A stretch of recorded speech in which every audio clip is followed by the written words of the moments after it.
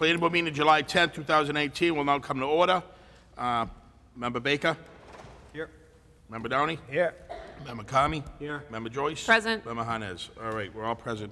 We're going to start off right away with the July Zoning Board of Appeal petitions. Go ahead. I believe you got Jeremy's. Okay. Chair will entertain a motion to approve or to follow the recommendation of the zoning board. I'm sorry, of Jeremy from the zoning board liaison, or Yep. Yeah, The Jeremy. recommendations from recommendations? staff. So moved. Second? Second. All in favor? Aye. Okay.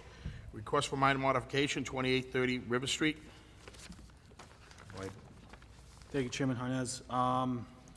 2830 River Street, this was originally an office building, and it was converted to a two-unit, two-family dwelling. This current minor modification is to readdress the entrances to the two units. They will go from the side of the building to the front. The front will then get cleaned up. It will still be bound by a retaining wall, however, it will go down towards the basement. And then through the basement, they will have access to laundry, storage, and then as well to the units.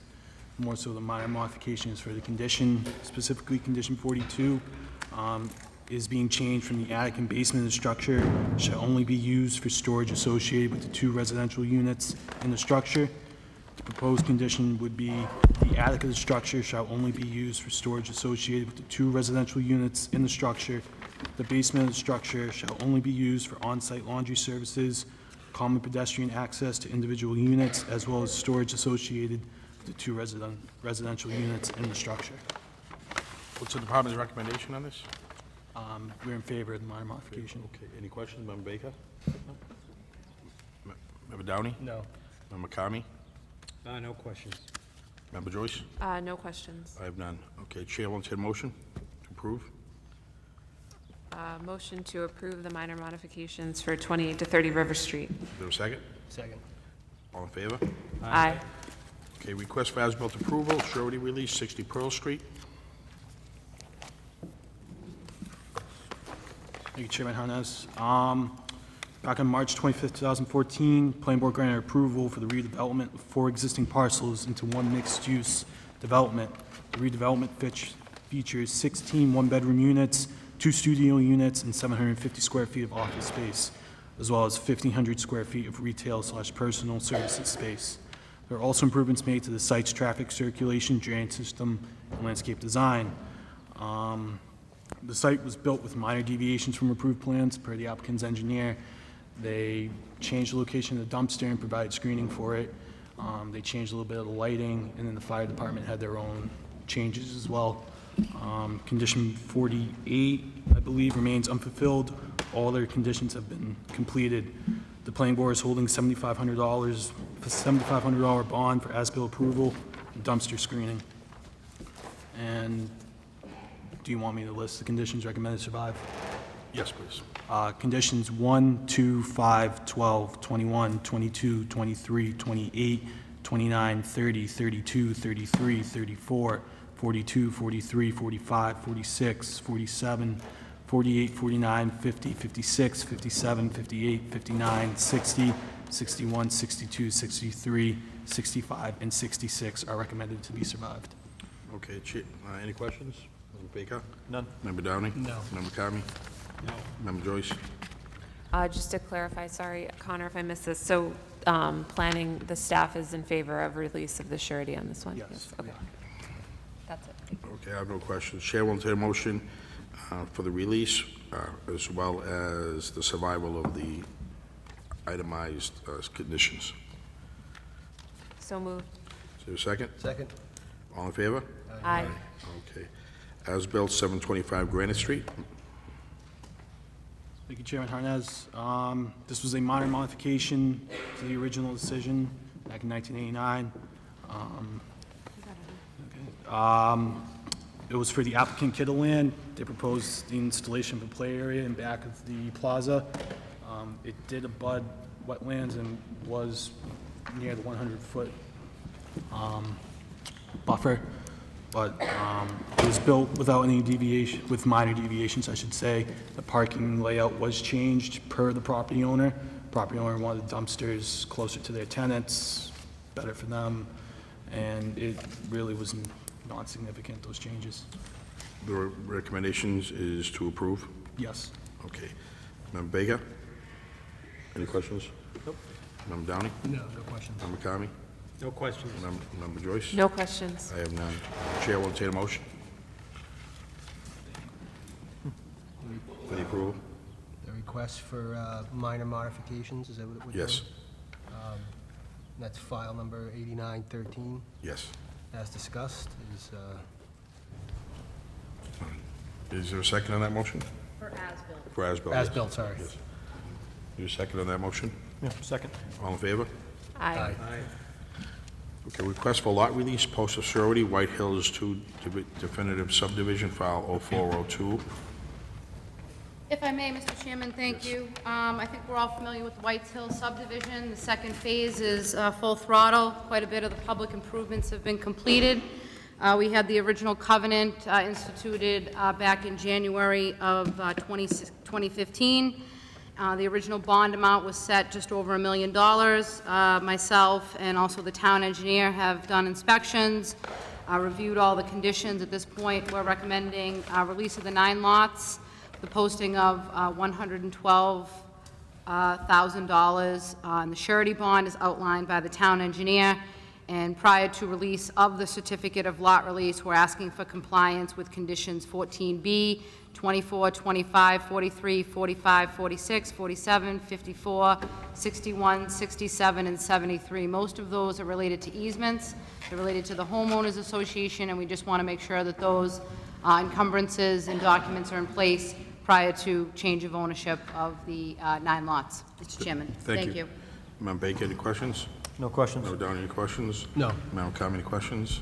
Yes, Mr. Chairman. Can I ask the staff, has the applicant met all the requirements in terms of, they were going to transfer a lot to the town of Braintree, and also related to the water tower?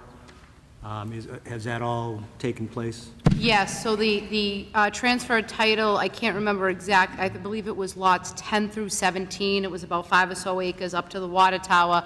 That deed transfer has happened. It happened probably about 2 years ago now. The council did vote on that. And there, to my knowledge, there are no outstanding issues related to the water tower at this point. There were some reconfigurations of the water service, and instead of coming up, the original plan was to come all the way up the subdivision and go through Lot 6 and cut over to the water tank. And the applicant, in conjunction with the Water and Sewer Department and the town engineer, decided to come up, loop it in the cul-de-sac, and then come back down and tie it into the spur that's in Mayflower. So that was slightly changed a little bit, which removed a lot of disruption that would have happened up to the tank to make that cut for the water line. And have we had any problems with the blasting? I wasn't overly involved in the blasting. That was regulated by the fire department. There were some delays, from my understanding, and I have not heard, there were some inquiries just from neighbors, making sure that they got their pre-blast survey and that material, but I have not, I'm not aware of any complaints, but those would have been made to the fire department. So I'm not saying that there weren't any. I personally didn't receive and/or work on resolving any of those. Okay, and my last question is, after the release of this surety and everything, is OIB's plan then to sell the lots, or are they going to develop? No, they Some of intend them- to sell all of the lots. They're going to sell all the lots? Yep. Okay, so we're going to have individual ownership of the lots? My pretty understanding much is from somebody now is a local developer is purchasing all of the lots. on. Oh, okay. Yep, all of the Okay. 9 lots. Yep. All right, So thank- just too, as a point of information, we're still holding, because we had the original road, so we're still holding $65,000 for the lower road, and then we'll have another 112 up top. And they've done a pretty good job on the utility part. There's a couple things at the detention basin, the grades on the spillway, and those types of things that there could have been some settling and so forth of the grades that they need to take a look at. And the town engineer have attached to the staff report his outline and bond table. and he made some comments in the margin. I think the board will see those of just, some little cleanup work and fine grading and things like that. But with the money that we have, those items should be forthcoming and taken care of.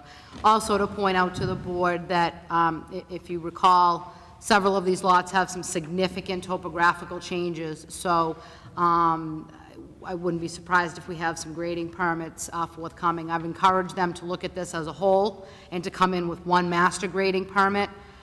I can't control what people do. If we start getting into individual permits, we went down this road with Oregon Ave. It's like Yeah. a wall on a wall on a wall. So I'm trying to facilitate the ease of this and get a comprehensive grading plan. I think that makes more sense. I think it's actually more The cost-effective. developer, My understanding is it's Brian McGurty. okay. I think it'd be beneficial we do one big, I agree. I've made that suggestion, but again, I can't control individuals', construction preferences and so forth. Okay, thank you, Mr. Chairman. okay, Member Joyce. No questions. Okay, Chair will entertain a motion for the request for lot release, post surety, White Hills definitive subdivision, file 04-02. So moved. Is there a second? Second. All in favor? Aye. All right, discussion of status, update 77R and 11 Independence Ave. What's going on with that? I don't know, is anybody here from Independence Ave? Of course not. No. And that's basically yes. We'll have to get in touch with them and have them come in and find out what's going on with that. The units are listed on the MLS for sale, and we need to have dialogue, Okay. and we're not having it. The director suggested that I send a certified letter, because it's not gonna. Can you reach out to the attorney too? Yes. I Yep. don't want to like talking to him about it because it's conflict. Yep, but you can yep, reach I out. definitely can, Mr. Chairman. I'd appreciate that. Yep. I don't know if they plan on coming later in the agenda, I'm not really sure, maybe we can see if they're here later on tonight. All right. Approval of planning board meeting minutes, February 13th, March 12th, and April 10th. Okay. Did everybody get a chance to review those? Okay, any changes? If not, Chair will entertain a motion to approve. So moved. Is that a second? Second. All in favor? Aye. All right, now we gotta wait till 7:15 to go to the public hearing. I want to make this clear to everybody right now. When you come up and speak, you need to go to the microphone, you need to identify yourself, and if you're gonna walk around for any reason, like you want to look at a plan or something, please keep the handheld with you, and then put it back up there, all right? Because all these will get recorded, and there's someone in that booth, right, that will come out and scold me, so make sure you do that. Okay, the first matter on the agenda is 50 Liberty Park, file 18-10, and my understanding is going to be a request for a continuance of that? Yes. Okay. Mr. Chairman, we Yes. received a late afternoon request for continuance to the next meeting, which will be August. They have some additional materials to get together to address the concerns of the members. What day are we looking at in August right now? We're meeting on August 14th. Now, we won't be using it here because my understanding the council will be here on the 14th. We have 2 rooms reserved, so if the council does meet downstairs, we can meet upstairs. Okay, then that'd be fine. Yep. All right. Chair will entertain a motion to continue this till August 14th. So moved. Second? Second. All in favor? Aye.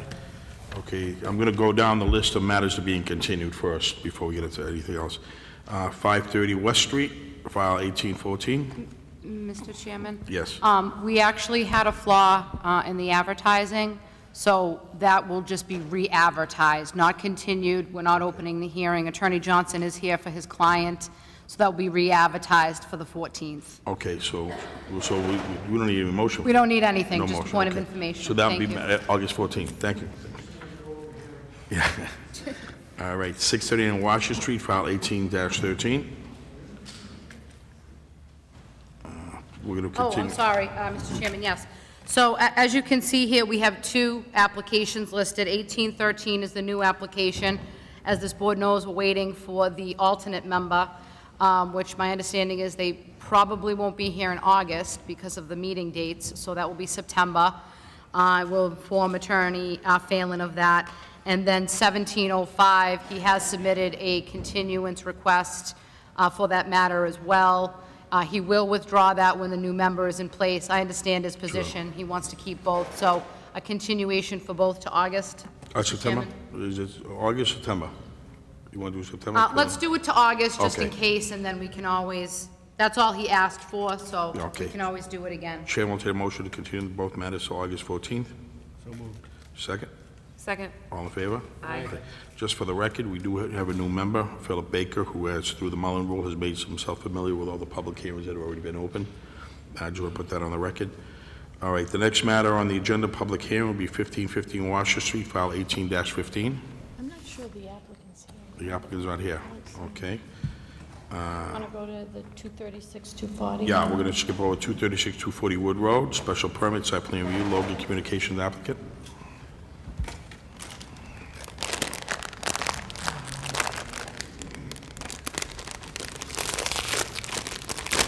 There's always the fact that it makes a noise. We got some late afternoon materials, you all got copies of them. Mr. Chairman, members of the board, my name again is Thomas Moriarty. I represent PGG Outdoor LLC, DBA Logan Digital, in connection with its application for a special permit to construct and operate a monopole digital billboard on property located at 236 240 Wood Road. On June 22nd of this year, my client arranged to have a crane out on site, had the crane at 3 different elevations at 40 feet, 60 feet, and 75 feet. Based on photographs taken of the crane at those various heights, my client created some renderings. A full copy of the photographs have been submitted to the board, but I have some blow-ups here, which I'm happy to show to the board to the extent that it might give a better view. So,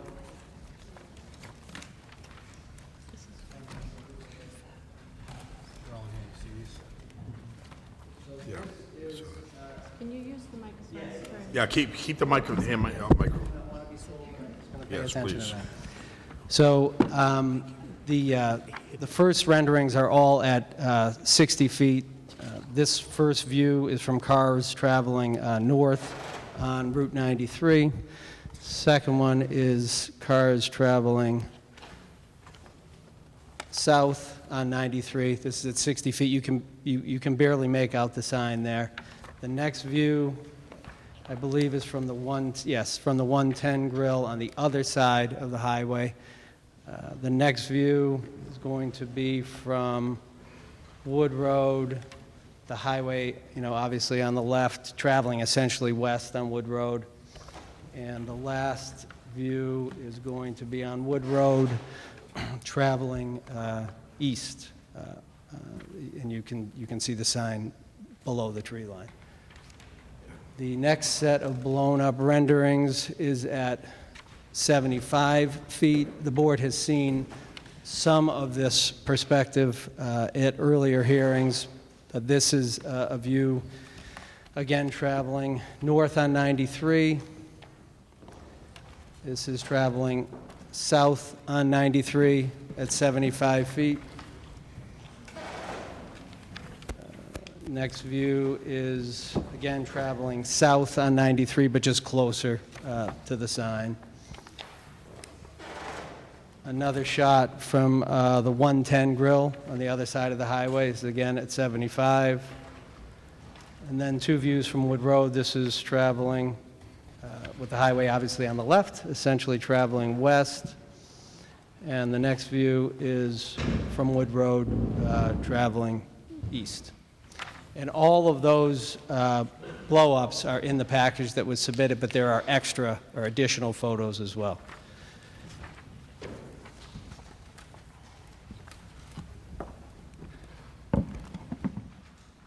And, my client does not want to be presumptuous.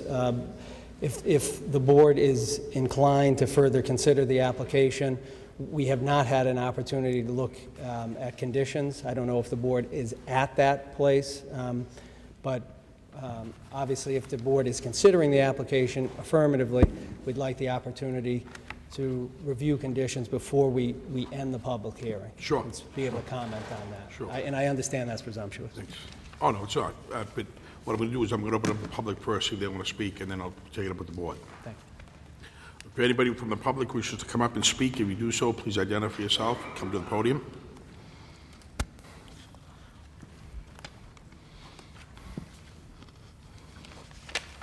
Good evening. My name is Kenneth Ingber. I'm the trustee of the nominee trust that owns 290 Wood Road, which is the immediate abutter. I previously was here to speak in opposition. I'm not going to repeat what I said other than to emphasize the point I made previously about their proposal would shine directly at eye level to us and a remarkable detriment to our property. We received a notice of a change to the hydrogen station that's proposed on the same lot. I don't know much about it, but I would express some additional concern. I'm not sure I know what the nature of this is. I know that there's been some response, but not a whole lot from the proponent. It seems to me that over time the project has gotten higher, which means that a fall zone, to the extent it affects the hydrogen station, is that much closer. It also seems to me that a hydrogen station is something quite unusual. I don't know the engineering of it. I don't know if the safety officer, whoever the appropriate safety officer is for the town, I assume it's the fire department, if they've had an opportunity or if they have the capacity to evaluate the safety issues here, not to mention whatever this new change that's proposed. It seems to me that there's a moving target here with the height having increased, and I don't know what the board is going to say about the height. But now that there's a proposed further change to the hydrogen station, I have no idea whether that has an impact on safety, but it certainly seems to me that a hydrogen station is worthy of some particularly careful scrutiny.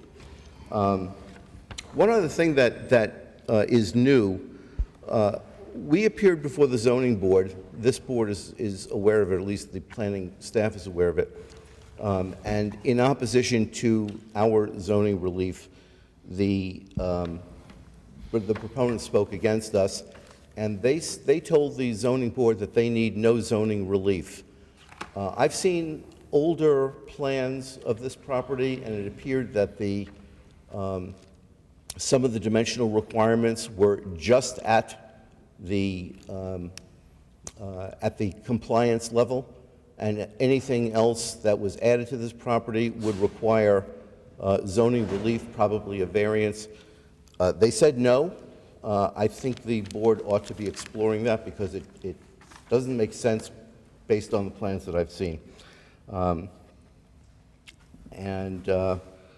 would also remind the board that I would hope that our special permit would be treated the same way as the consideration for theirs. We removed our ground signs. The last I heard, they said they were unable to do so. Thank you.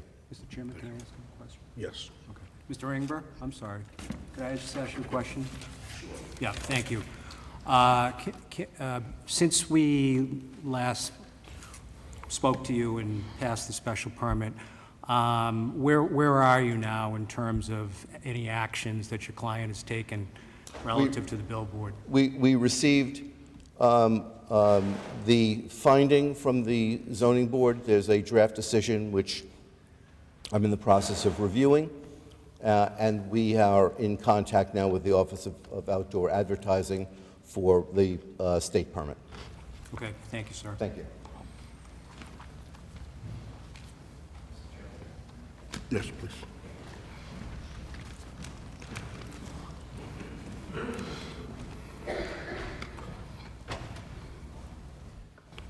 Thank you, Mr. Chairman. Members, my name is Charles Kokoris. I am the District 1 Councilor. This is in my district. I rise in opposition. I ask that this permit be denied. I think the spirit of this ordinance as we passed it was not to have an encroachment so close to another billboard, and I just wanted to voice my opposition. Thank you. Thank you. Anybody else wish to speak? Okay, see now, I'm going to turn to the board now. First, before I do, from the department. Yeah, I have a couple of questions. If I could ask Attorney Moriarty a couple of questions. Now that you've shown the rendering, can you remind the board what the top elevation of the face is, the very top? Do you have that? I do, actually. I don't have it with me handy, but I can have it.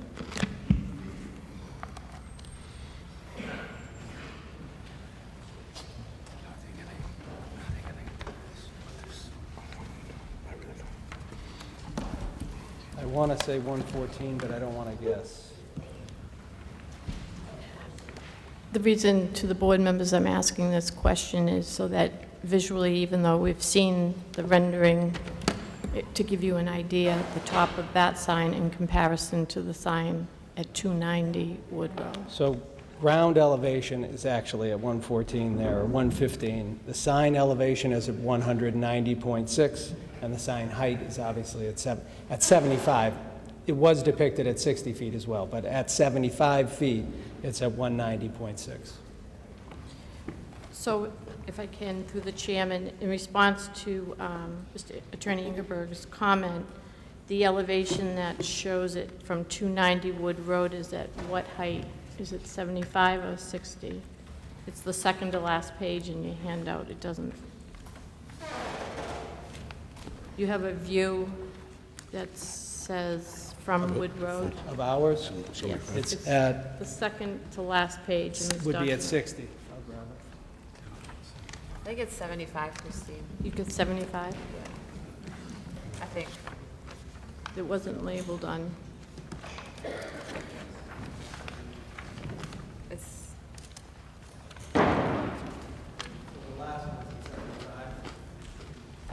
So that one, the view from 290 is at 75, and you're saying the top of that sign is It's at 190.6. 190.6. And is it, if I remember correctly, isn't it 15 or 14 by, it's like 586 is the face? The total square dimensions? footage? Yes, it's, I can give you precisely the dimensions. 14 by 48. I'm just going to give you the height on the 290. Attorney Ingeberg may have it off the top of his head, but.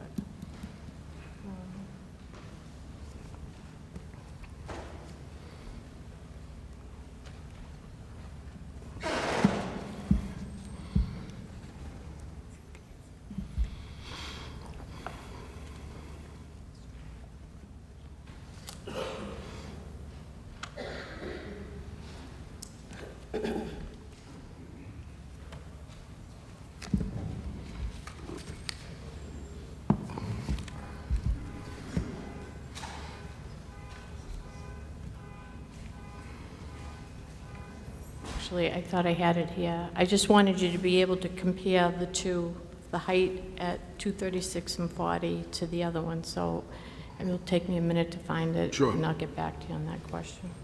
Meantime, I'll see how we're doing with the board. Member Baker, any questions? No questions. Member Downey? We asked last time about the hydrogen station, and Attorney Ingber mentioned some changes to that. Do you know about those? Yeah, I'm not familiar with any changes to the hydrogen station. I'm certainly not aware of a change to the footprint of the hydrogen station. But to the extent there has been a relocation of the hydrogen station, we can prepare another fall zone map. But my understanding is that there hasn't been a change to the footprint, but I can confirm that. And that's currently active, right, that hydrogen station? There's nothing? Yes. Okay, so it's not a proposed... It's, oh no, the hydrogen station presently, I believe, is still in the proposal stage. Well, we Yeah, actually approved it. They need a building It's permit, approved, okay. Yes, the planning board Yeah, but approved it. but it's not operational. No, it's my understanding. But I'm not sure which notice, if it came, Attorney Ingeberg spoke to, I don't know if it came from licensing or the fire department.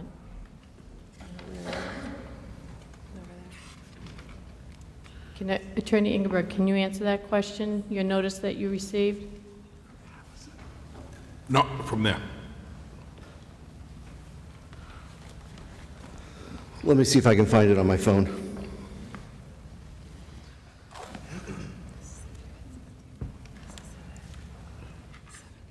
I did just confirm the height of the sign, the elevation at 290 is 197.4. Okay. Do you know if those heights are on the same datum? I don't know the answer. I'd have to pull the plans out on that. We can certainly Yeah, check on we that. should confirm.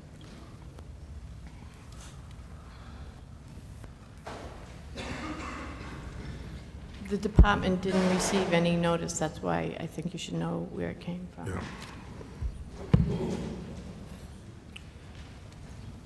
This is a notice from the Town of Braintree Board of License Commissioners. Public hearing is on July 17th at 2 p.m. They're talking about to be stored above-ground certified storage tubes, 12 horizontal tubes containing medium and high pressure, 16 carbon fiber tubes, vertical as set forth in a filed application. That's really all I have.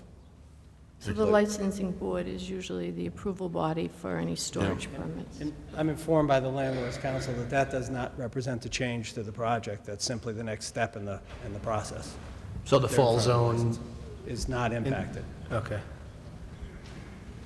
So it would appear that our approval, then that pushed on for the storage license that would have been given by licensing. So it's not, I haven't seen the notice myself, but I can't confirm it's a modification. Can you look into that? Yeah, we'll check that. Thanks. I have no other questions. Member Carney, any questions?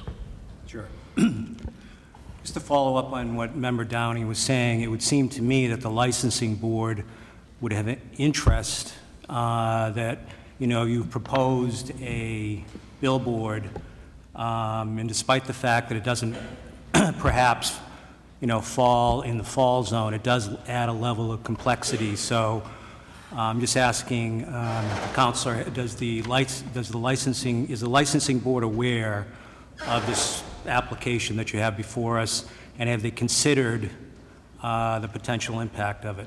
So that's the landlord's application, so I can consult with the Landlord's Council. I don't know if he knows the answer this evening, but I can, if you'll give me a moment. Okay.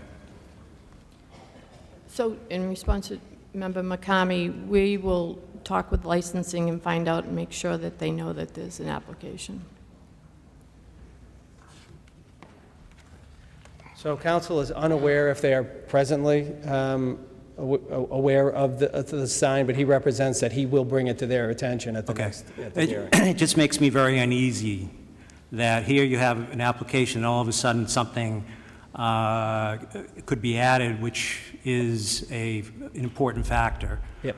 Whether or not it's going to, you know, fall within a certain number of feet, it's a potential issue. I think it's been an issue for us since from the beginning.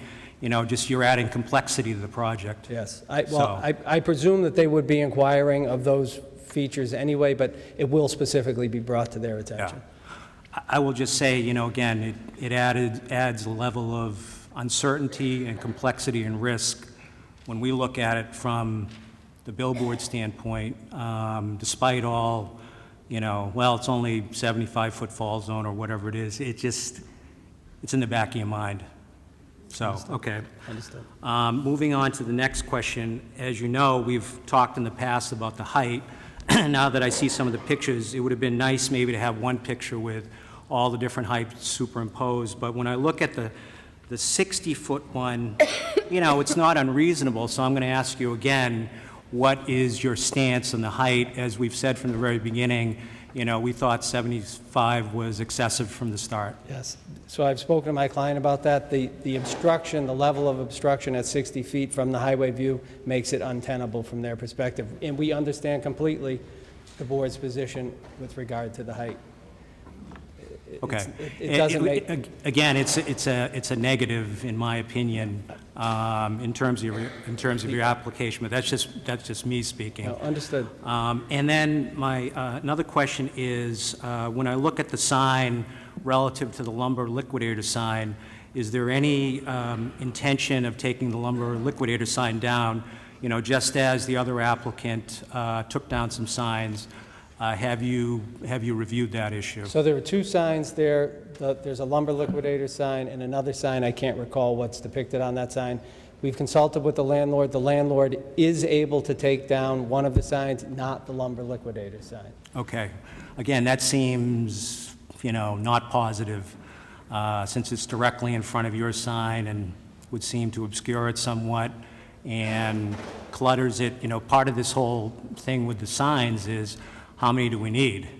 And there's, you know, all those signs in that road, and now we're talking about adding, you know, more electric billboards, more clutter, as the chairman has talked about, more safety issues. So I'm just raising that, you know. Well, there's a few points I would make on that. The first is it is, from the applicant's perspective, beyond our ability to control. So we understand, obviously, that the landlord has a benefit associated with our ability to permit and develop a sign there. We've consulted with the landlord. The other sign is all they have the authority to do, is my understanding, is they don't own the company anymore, and that the company has a right to maintain the signage there.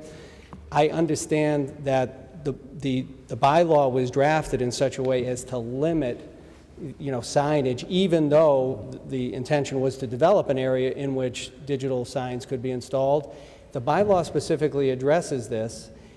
In, you know, quite frankly, the sign complies with the bylaw limitations with regard to, let's call it, the density of signage along this corridor. So I can understand if it was within our authority to go beyond the bylaw, that the board would want to see that. I'd only point out that based on what, you know, has been adopted as the bylaw, it does in fact comply. Yeah. It's not. Well, just because it's legal doesn't No, make it commonsensical, right? I understand. I understand. That's all I'm getting at. You know, you're asking us to look at something, and there's clutter and other things, and, you know, what's going to make it the best possible use, to look the best for the town of Braintree and for the public safety of everybody going by. So I'm just you know, just now that I look at it, since you put that, you know, you put the the sample billboard relative to the lumber liquidators, it's pretty clear. And we had the same thing with some of the other applicants as well. Yes, I understand. Okay. All right, I'm just going to ask you one final thing, which is, you know, as we talked last time, we got a little clarification from town council. You probably have seen it relative to, you know, having two billboards which contradict the intent, as Councilor Kokoris was talking about. So, you know, what could you tell us, why should we consider this sign after we've already considered the other side? Well, assuming that the state goes with what we say, we have some local control, which would seem to me to be, you know, important. Right. Well, I think the town does have local control that's built in here. The town obviously can elect to deny this permit, not based on those grounds, but it has the discretion to grant the permit despite the fact that it has granted the permit for another use. The principal goal, I would suggest to this board, assuming that it is otherwise convinced that the sign is safe and it's acceptable and it's within the bylaws, is that it increases the likelihood that the municipality is going to receive revenue, which is one of the byproducts of the adoption of this bylaw. The fact of the matter is that other sign may never be constructed, right? It's on appeal by the landlord, our landlord, and the fact of the matter is, regardless of what the state says about that project, it may never be constructed. So to a certain extent, this is another option which would allow the municipality to obtain, you know, a substantial source of income during the duration of that development agreement, because there's no guarantee that sign is ever going to be constructed. Well, just to, I don't want to be a lawyer, but, you know, they could. I try not to be sometimes. I know. They're going to say the exact same thing. No, they will. Right. But I think ultimately it will come down to two things. One, what will the state do with the approval, right? So if the state picks one or the other, if there's only one proposal that's presented by the town, then it's going to be that one proposal or nothing. But if the state does approve that one proposal, the fact of the matter is the reviewing court may determine that the applicant was not entitled to that relief. You know, there are two impediments presently. One is, of course, the appeal of this board's grant of that permit, and the other is the zoning relief that they've obtained. My understanding is the zoning board has made a determination that a finding is sufficient to allow a further violation of the existing bylaw, which would be inconsistent with my understanding of what a finding would authorize. So, but whether or not we're right or wrong, the reality is an approval of this permit would create a second opportunity, again, so long as this board is content that, you know, it's reasonable, that it's safe, and that it complies with the bylaw, but that would be the motivation for doing so. Okay, I'm gonna leave it right there, Mr. Chairman. Thank you. Joyce? Yes. Thank you for the additional renditions of the heights. I think it's very helpful to see the difference. To Member McCamey's point, you had noted that your client would not consider a billboard lower than 75 feet. Is that what? Well, not at 60. We did it at 40, 60, and 75. The 60, as you can see from 93, it's half obscured, so the investment associated with a sign at that height would not be financially feasible from their perspective. Now, I'm not the business person. I'm the person who reports what the business people decide, but that's... Sure. It looks like in the photographs that a lot of the obstruction at 60 feet is trees and foliage. Is that correct? There aren't really any buildings or... No. Are the trees that are obstructing the view, are those in the state layout, or any of those on your property? Some of them, most of them, I would say, are in the state layout, beyond our ability to remove. Yeah. Would there be tree trimming occurring with the installation of the billboard as proposed? On your our property? landlord's property. Yes, Yep. I believe so. I can confirm Okay. that. Yes, there will be some trimming of trees on our landlord's property. Okay, do you know if it's possible to trim the trees on the state right away? I know that we can't do it without authorization. I believe that the state would have the ability to authorize that activity. Sure. I mean, any property owner can authorize it. I know it's exceedingly complicated, and I don't know if they would grant the permission. I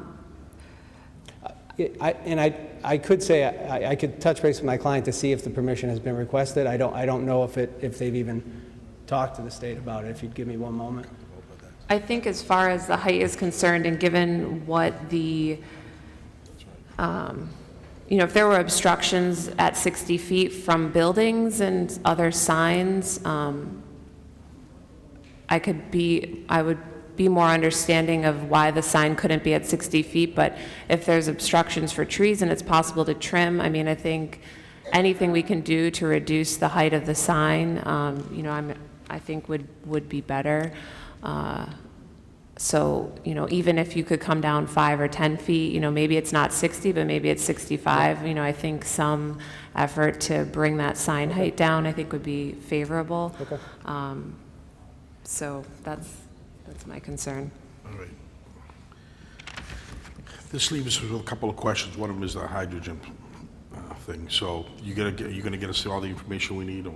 Yeah, I can confirm this, but my understanding is, one, that the project has not changed, so despite the perception, but two, that it will be raised to the licensing board, and I can confirm that has occurred. Perhaps we can submit something in writing, and I can provide it to the board. If you could, just Yep. because I did read somewhere that the fire chief had some concerns about the safety of that, so I'd like to have that addressed. All right. Meantime, I mean, you know how I feel about this. And I know the town council has another opinion, but I just don't like the idea of proving two and having them go to the races. I just feel uncomfortable with that. But again, I'm not giving a legal opinion. The town council already has, so I'm going to abide by it. with regard to the signs, you know, one thing we did require the past applicant is to remove all the other signs. I'd ask you to strongly consider that. I know what the ordinance says, but we do, aesthetically, we do have a right to look at that too, that angle of it too.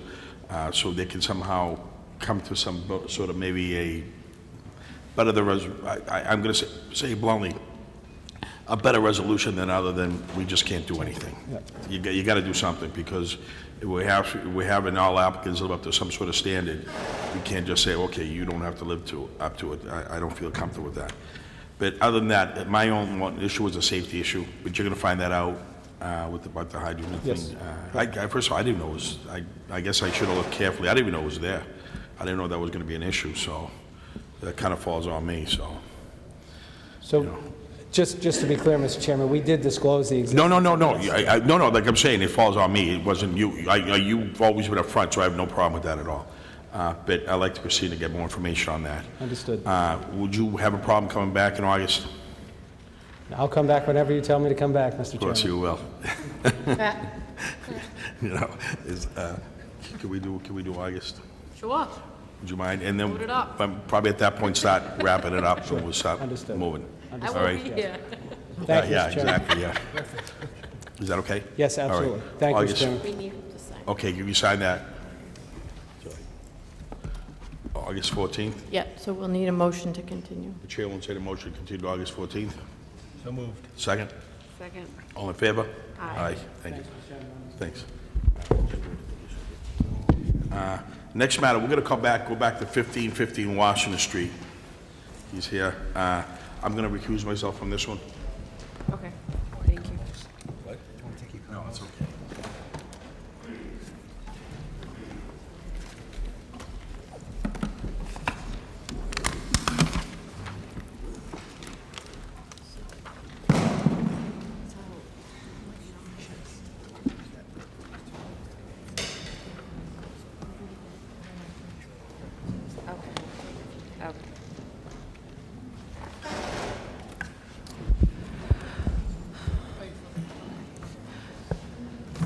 So this is a new application, technically, so I'm going to read into record the public notice for the public hearing. Notice is given by the Planning Board under the provisions of MGL Chapter 48, Sections 9 and 11, and the Braintree Zoning Ordinance, Chapter 135, Articles 5, 6, 7, 8, 11, and 14, that a public hearing will be conducted on Tuesday, July 10th, 2018, at 7:15 p.m. in the Braintree Town Hall. The Planning Board will consider a use, special permit, and site plan review by the applicant, 1515 Washington Street Warehousing LLC, DBA Custom Space. The applicant is seeking permission to operate a 75,000 square foot shared storage office industrial workspace within an existing building. This property is 13.980 acres, has an address of 1515 Washington Street, is zoned highway business within the Watershed Protection Overlay District, and is identified on Assessor's Plan 1053, Plot 12I. The proposal may be reviewed at the Department of Planning and Community Development at 1 JFK Memorial Drive, Town Hall, Monday through Wednesday, 8:30 to 4:30, Thursday 8 to 7, and Friday 8:30 to 1. If I could ask staff just to catch us up to speed on where we are with this application. Sure, thank you, Madam Chairman. For the new member on the board as well, Member Baker, you may recall we had a previous application, and we were at conditions. The draft conditions are there before you this evening, and we had reached a point where it was ready for a vote. However, at the same time, the property was subject to an auction, and there was a proposal put in by another applicant, and that proposal was accepted. And so at the time, Chairman Hanez had to step away from the application because of a business relationship he had with the future owner of the property. Subsequently, that left him without 4 members, without Mr. Ng as well. So the applicant refiled. Everything in the previous file has been pulled forward, all the materials, and the conditions are before you this evening. I did speak with a representative from the new owner that is probably here this evening that they may speak to, but the new owners have not taken title to date. We did make sure with the applicant on this application, they had authorization to still go forward, and that was provided to us. So I leave it to you and the applicant for discussion. Okay.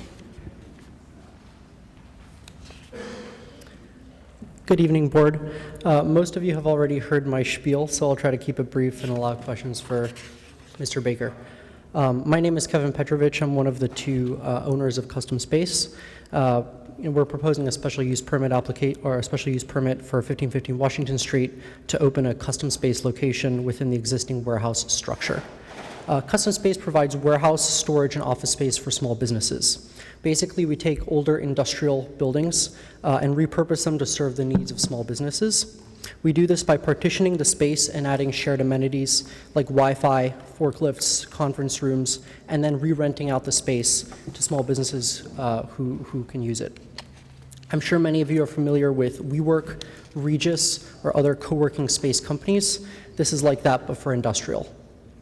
We have a total of 7 existing facilities now across California, Washington State, Texas, and Florida, which are combined home to over 400 small and medium-sized businesses.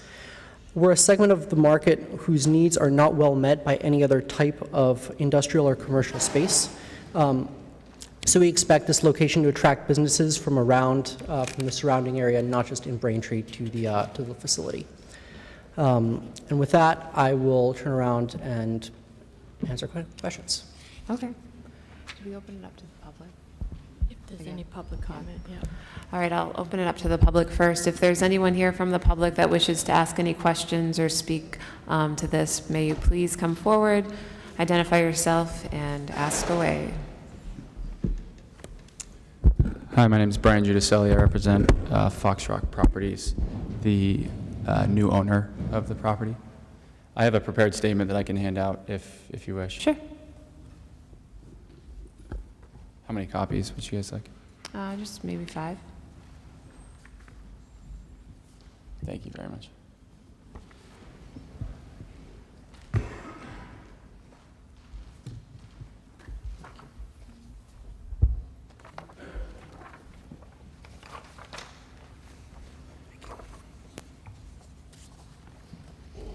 Thank you. So as I mentioned, my name is Brian Giudicelli, and I represent Foxrock Properties.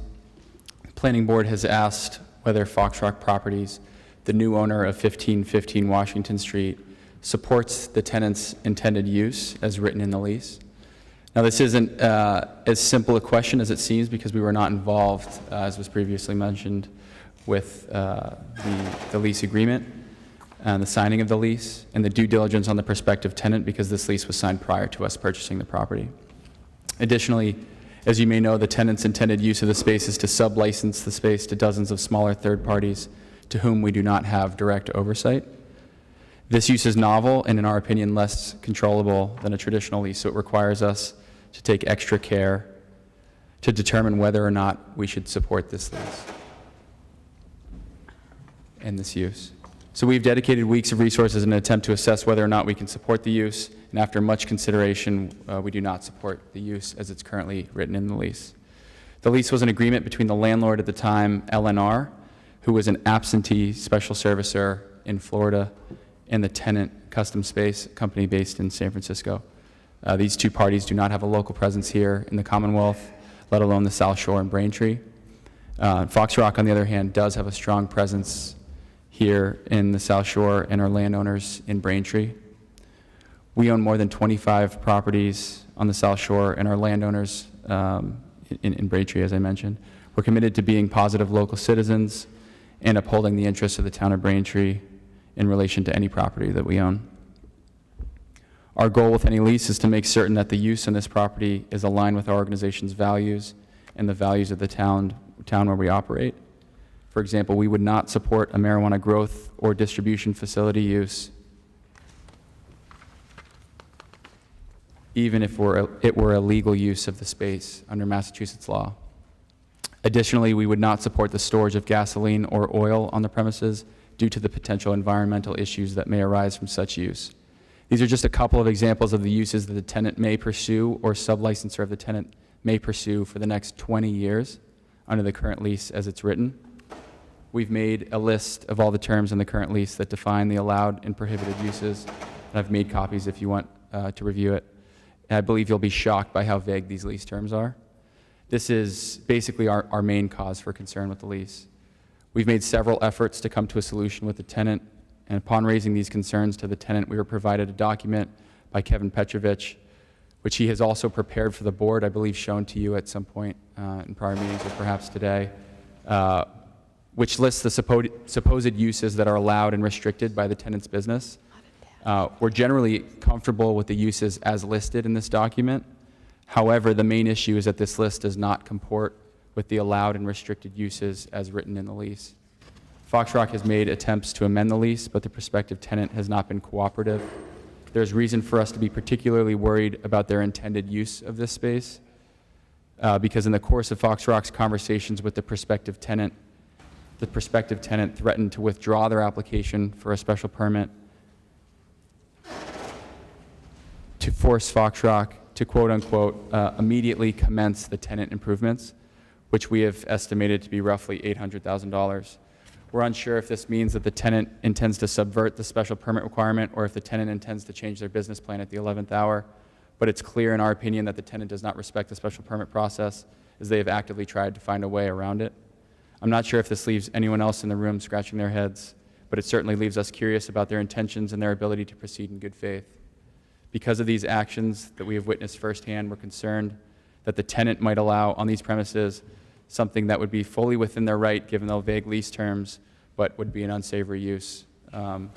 We ask that the planning board approach this decision with caution, as it has become clear that the tenant is willing to be evasive in this matter to get what it desires. They can basically say whatever they want here tonight, but nothing that they say will bar them from using this space for pretty much any use under the sun. We're only bound, they are only bound by these extremely vague lease terms. We want to be very clear that we do not oppose the tenant or the tenant's proposed business plan. In fact, we would welcome such an innovative use of space in our property and in the town of Braintree. We do, however, oppose many of the potential uses that would be legally allowable on these premises within the vague lease terms. If the prospective tenant is interested in having good faith conversations to align on reasonable uses and reasonable business terms, we would be interested in coming to an agreement, amending the lease, and fully supporting the use. As such, we ask that the board postpone the vote until a later date so that Fox Rock and the prospective tenant can align on the use in a more formal and thoughtful way, so there is no undue worry about concerning uses on our property and in the town of Braintree. Thank you very much for your time and your consideration of our concerns. Thank you.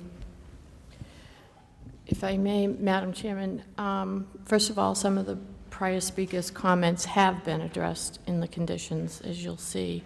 Also within the file is a list of uses. I apologize, it's Appendix B that should have been attached to it, but you had received it at the last meeting, identifying it. And I know the board had a lot of concerns about what those uses were. There is, in the decision, condition number 31 has a strict prohibition on the marijuana, which was agreeable with the applicant at that point, as well as condition number, condition number 30 has the marijuana. Condition number 31 requires an annual report of all the clients that have rented space and what their use is. I think Member Makami asked about that being put in, and we put that condition. The conditions have been looked at by the applicant, and we have had discussions about the ownership. At this time, Fox Rock does not have the title to the property. So I think any concerns with a lease is something that a private matter outside of this board's purview. May I? Yeah. I'd like to point out that that list is the list that I mentioned in my statement. That is the list provided by Kevin Petrovich. It is not a list that comports with the actual lease agreement. So if the tenant at this time would want to use it for a marijuana distribution facility or oil and gas as it's written in the lease terms, they would be able to do so. With all due respect to the speaker, the special permit rides over the lease. Yeah, it does. So we have a prohibition in that. He can't operate at that property unless he has a special permit. It doesn't matter what the lease says. Sure, I understand that. Sorry, those were just examples of uses that do not align with Foxrock's values that the tenant may pursue, along with the oil and gas storage, which we would be particularly concerned about the environmental impact of. I guess I don't want to get in a debate back and forth, Madam Chairman, but I feel that maybe you haven't had the privilege of reading the minutes and looking at the file to see that these issues have been addressed. And I would strongly suggest you take a look at the file. Okay. Is that, okay. Is there anybody else from the public that wishes to speak? Sure.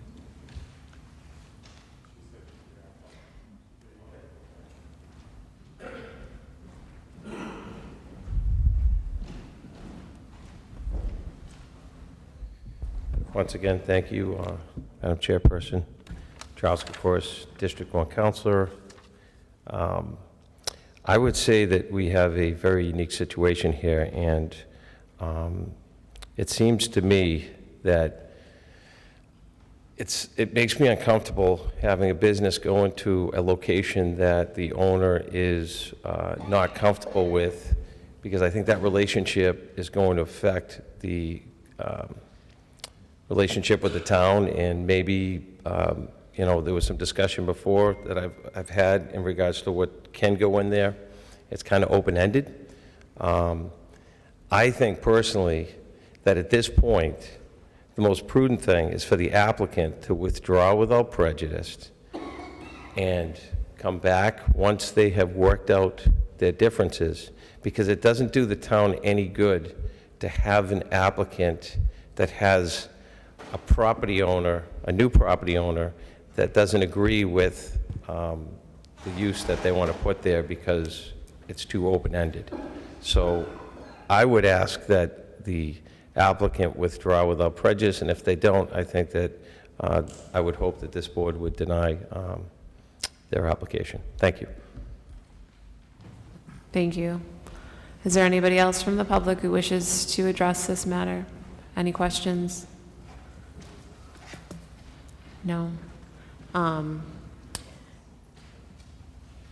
guess at this point I'll turn it over to members of the board if they have any questions for the applicant, if the applicant would like to come back up to the podium. Member Baker, do you have any questions for the applicant? So you're the owner and you're the leaser of the space, and you're looking to potentially subdivide within the unit to then put different sets of businesses within one building? That's mostly correct. So first of all, Mr. Baker, Foxrock is not yet the owner of the property. The property remains owned by L&R, who I have a lease with. But yes, you're correct. Basically, what we're looking to do is subdivide the property. As I mentioned, we have 7 of these locations operating in different parts of the country, all very successful, and put in different small businesses from around the area, not just from Braintree, but attracting from Boston, from Cambridge, from Brookline, from further south, further west as well, because the space type that we offer is very unique and it's very, very hard for businesses to find elsewhere. So we're looking to do that. We've worked closely with staff over the course of about 6 months to put together a list of uses which the town seems to be comfortable with, which the board, as of the last meeting, was comfortable with. Certainly those uses do not include marijuana production, cultivation, processing of any kind. They don't include oil and gas. The list is very strict. We care about the safety of the facility and the reputation of our business just as much as, more than anyone else. And while Mr. Giudicelli is correct that the lease is more open-ended, staff is certainly correct in that that doesn't give us the ability to do whatever we want. We still have to follow the conditions of the special permit first and foremost. So we're bound by the uses that I think are in or supposed to be in the package. Okay, and then are you bound as well as pulling building permits for each individual use of a company that goes in inside your warehouse as well? So we would pull building permits in the same way that anyone else looking to do, racking in the warehouse, electrical work in the warehouse, all of that kind of stuff. We also have, within the special use permit draft conditions that you have, a provision that would have us share the types of tenants in the building on a regular basis with the town to ensure that the town continues to be comfortable with the types of uses and the businesses that we have in the building. And again, we care about the reputation and the safety of our facility more than anyone else does. I assure you that. And so we're very, very strict, even beyond what the town has received in terms of what we'll accept. Thank you. And if I can take the opportunity to respond to some of the other comments from Mr. Giudicelli. He mentioned that we don't have any local presence. That's, in fact, entirely incorrect. I myself live in Cambridge. I'm a resident of Massachusetts. The company, while it has locations nationwide, I am one of 2 owners, and I live 30 minutes away. So that's not correct. Furthermore, Mr. Giudicelli makes this seem like this is an issue of the uses. That is, in fact, entirely wrong. I have personally spent over 5 hours on the phone with Mr. Giudicelli, speaking to him about the business, getting him comfortable, trying to explain how the business operates. I've shared our projections of how we think the space can do financially, and all this boils down to is money. Mr. Giudicelli has refused to allow us to go into the space without a rent increase of about 30%. And he also wishes to shorten the lease term from a potential total of 20 years to only 5. So we would have already had amended the lease to include exactly the list of allowed uses that you have in the package before you, if that were their only issue, but it is not. This is a money grab, and this is an attempt by them to try to stop a permit which, had everything been shifted over by a month, we would have already had, in an attempt to extract more profit out of this building. Do you have any other questions? No. Okay. Member Downey? I'd like to hear from Fox Rock what the status is. I'm a little confused where you fit in. Are you the owner of the building yet?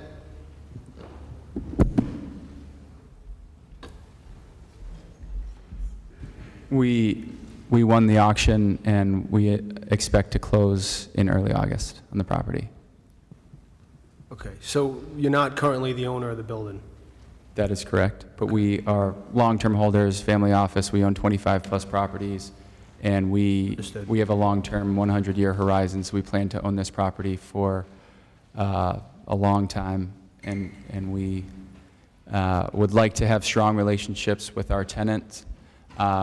I'm sorry that is Mr. Petrovich's perspective of our approach in the conversations, but that is not at all what has taken place on our conversations. The limit of the term that we requested was, as I think anybody would want to do, to limit the exposure to unsavory uses that are currently written in the lease. So that was one of our attempts to limit our exposure, and as doing so with the $800,000 of tenant improvements that we are performing on the upfront fit out for the tenant, we proposed a rent increase so that we could recoup some, but definitely not all of that cost.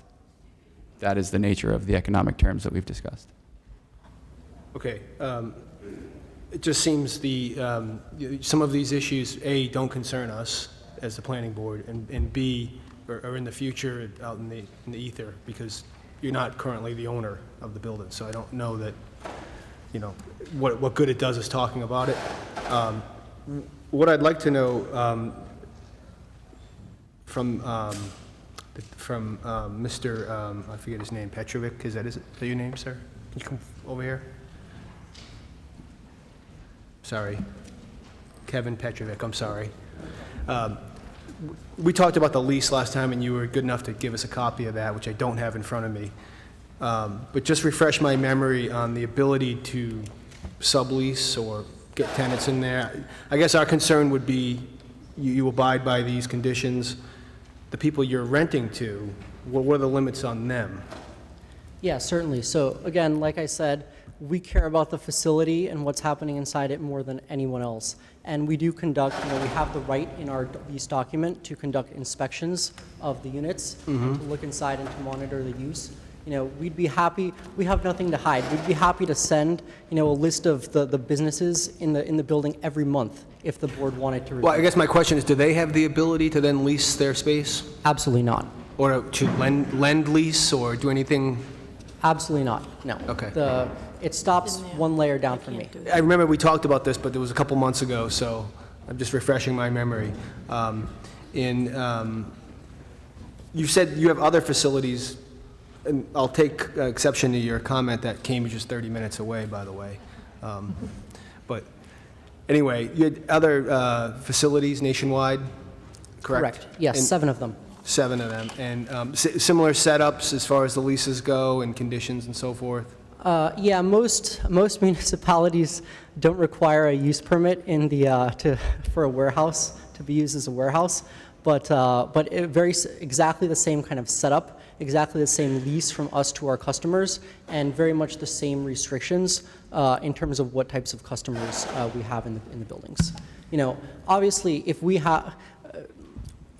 we permit hazardous uses or uses that cause a nuisance that extends outside of the building, you can only imagine what happens inside the building as a nuisance, right? To all the other 50 businesses that are inside. So we're very strict on what kind of businesses we allow and who we want to have in the building, and I hope that the permitted uses list that you have reflects that. And there's a condition in here, 31, about submitting a report to Community Development Department. You know about that, obviously. Yeah, and again, we're very open to doing so. We have one landlord where we submit a report like that on a monthly basis as well. That was the way we got them comfortable with the lease and the use. Something we would do here, but Foxrock has not requested that. You do that with other We have sites? one landlord that has requested that, and we do provide that report on a monthly basis to that landlord, yes. Oh, to the lender? Is it? Yeah, Okay. we would be willing to provide a monthly report to you as well, without question. I don't know if that's necessary, but I'd like to see the report, what you submit on the other sites if you have something. It's in the file. It is, okay. I have no other questions. Okay, thank you. Member McCamey? Yeah, thank you. Since we first started this, Mr. Petrovic, I appreciate the fact that you've become a little bit more transparent and a little bit more agreeable to some of the rules, and maybe a little bit more sensitive to the fact that we support business, but we also live in this community, and we do have rules here. So I appreciate all those things, and I note a number of improvements in terms of some of the conditions. And while I agree with the director that we are very confident in our ability to condition these types of projects, even if they have challenges, I'm also moved by the fact that we have a potential landlord which does do business in Braintree, and I kind of like that extra layer of overview in terms of the business, notwithstanding the fact that maybe that's an excuse for them to raise your rent or whatever. Again, as Member Downey said, none of that is our issue. As you know, from the very beginning, my issue has been what the heck is going in there and how do we track it and so on and so forth. So I'm of the opinion that given the fact that the potential Foxrock may close in August, my opinion is that we should delay this vote until that closes and you have a chance to straighten out whatever you need to straighten out with them. And again, I'm just moved by the extra layer of security for the people in Braintree. Nothing to the fact that this is a new way of doing business, great, I'm all for that. But, I'm also moved by Councilor Kokoris coming up here and advocating the same thing. So that's my recommendation to the board, and if they'd like, I'll make a motion that we delay this vote pending further information. Thank you. Thank you, Member McCamey. You had mentioned with your you do have a lease currently with the current owner, LDR, is that correct? LNR, yes. LNR, sorry. Correct. And then that lease term is, what's the term on that lease? So it's a 10-year initial term, and then an option to extend for an additional 10 years if the business is going well. How long have you had that lease signed for? That lease has been signed for about 9 months. Okay. I don't know if any other members have any additional thoughts or comments regarding Member McCamey's suggestion. Otherwise, Chair will entertain a motion. May I just ask for clarification? Member McCamey, you asked for additional information. Is that additional information for the next meeting as to the ownership? I think it's in our best interest to, if we make the assumption that Fox Rock is going to, buy, if they were the highest bidder in an auction, and they have a plan to close in August, I think we should let them attempt to close, let them work it out with Mr. Petrovic, and ensure, I'm making an assumption here, maybe it's an assumption, that some of the review that they will conduct will benefit the town. And I'm willing to wait, and I apologize to Mr. Petrovic, because I know he probably wants to get his business going, but this, there's too much open space on this. There's too many what-ifs, and I would rather have another entity, the landlord. I mean, if I was renting space in my house or a room or my property to somebody, you know, I'd want to know what's going on. And I think the town is going to benefit from that extra layer of security. The reason I asked that question is because, listening to the prior speaker, the closing isn't until the end of August. So do we want to continue it to September? Could we get clarification from Ms. Fox Rock?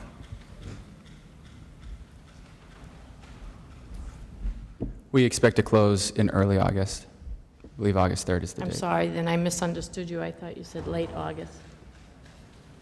The expectation is August 3rd. Thank you. I didn't hear. August 3rd, he said. August 3rd. So- Okay, our so meeting's Give or August take a couple of 14th. days. I know it's early August. So should we do it in August, or should we wait till September? Well, if it's going to happen August 3rd, we have a meeting August 14th.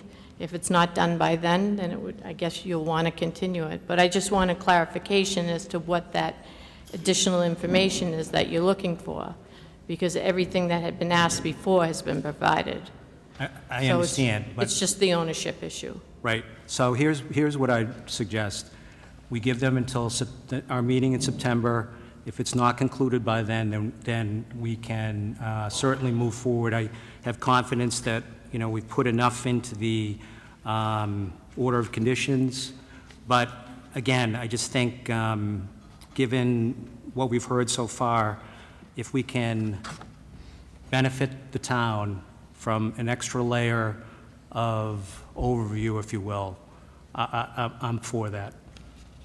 And I don't know what the other members think, but that's my opinion. If I may ask staff, had we, up until this point, had any correspondence from the current owner with regards to support of this current application, or the No. application? No, the only correspondence, I mean, it's been a verbal this afternoon. We haven't received anything. The current property? The current property They signed the owner. application. Oh, yeah. Yeah. For the one that's before you now, I'm sorry, it's kind of echoing in that's here. okay. I thought you asked from the property owner. I was just curious if the current owner whom Custom Space has the lease with, if they had issued any correspondence in support of the applicant's They project. co-signed the application and submitted their authorization for him to apply. Okay. Go ahead, you may step up. Mr. McCamey, I appreciate your kind comments and appreciate your desire to have, you know, these layers of protection. I'm very much on the same page from a transparency point of view. My fear as the applicant, and again, having corresponded, you know, and been on the phone many, many times with Mr. Giudicelli, is that they will not, you know, again, this isn't a pure issue of the uses, and the lease would have already been amended if this was just an issue of inserting the sheet of uses into the lease. Mr. Giuselli seemed to say that they are in agreement with that list of uses, but they will not they will not amend the lease to have that, with just that, without substantial economic changes, which he say go toward paying for the improvements, and that's certainly true. But L&R Partners also does a calculation when they sign the lease with us about they knew what the cost of the improvements were, and they would be doing them as well if the property hadn't been auctioned off. So I think that the cost of the improvements were baked in fact, to the original rent. I'm concerned that if we delay the application further, we're not going to be able to come to an agreement in terms of economics between myself and Foxrock. And so I urge, again, I'm very willing to be transparent in terms of providing a list of the tenants on a more regular basis even than the conditions. But I would, urge and ask the board to consider approving the application as it stands today, or with a change of adjusting the frequency of those reports. Yeah, no, I respect that, Mr. Petrovic, and I'm not trying to put you at a disadvantage. As I said to you from the first day you appeared here, my concern, I'm sure the other members of the board, is what are we doing for the town of Braintree? And it was very unclear from the beginning, and you've improved since then, which thankfully. However, we have an opportunity now to take another entity which looks like they may do it, it's not a done deal, which has other properties, we've dealt with them in the past. I just think when I weigh everything, I'd like that extra level of support. And I hope that you guys, you two can work it out, but that's my opinion and my stance. So there's a couple of options here. We can continue it. A motion can be made to that effect. The board can take a vote, and whatever the outcome of that vote is, there is an appeal route that can be taken by the parties, and another agency would make that decision on who has standing. So I think the board has to weigh those two items and decide what they want to do. What's the vote? Do they need all members to vote? All four of you have to vote affirmatively for it to pass. Okay. What is the options for delaying, for pushing it over to the next? Is it? I really feel this is a private matter between the two parties. It's not something the board, in all disagreement, but I do understand Member McCamey's concern.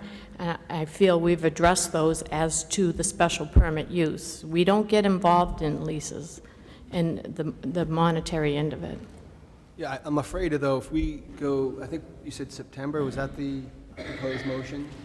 Well, I think we clarified that issue, that they'll be passing by the 3rd of August, and we meet on the 14th. So it would be on the next meeting's agenda. But we could be back here on August 14th having the same conversation, so I just... That's my concern, is that because there's a proposed closing, doesn't mean it's going to happen. And even then, it really, he's done, Mr. Petrovic has done everything we've asked of him. So I see both sides of this, but, in business, a delay can be everything. So, I guess I wouldn't be opposed to delaying it until August, if that gives an added level of comfort. If the application was put over, in the situation that the application was put over till August and there's a new owner, does that change the application process? Like, would he have to withdraw and resubmit? I mean, right now, the application is with L&R, and that's what's before us. So if we were to vote to continue it, would that change the procedure in which we would be looking at it? I think there'll be an issue of recording it against the title on the property if it's a different owner and they still have these differences.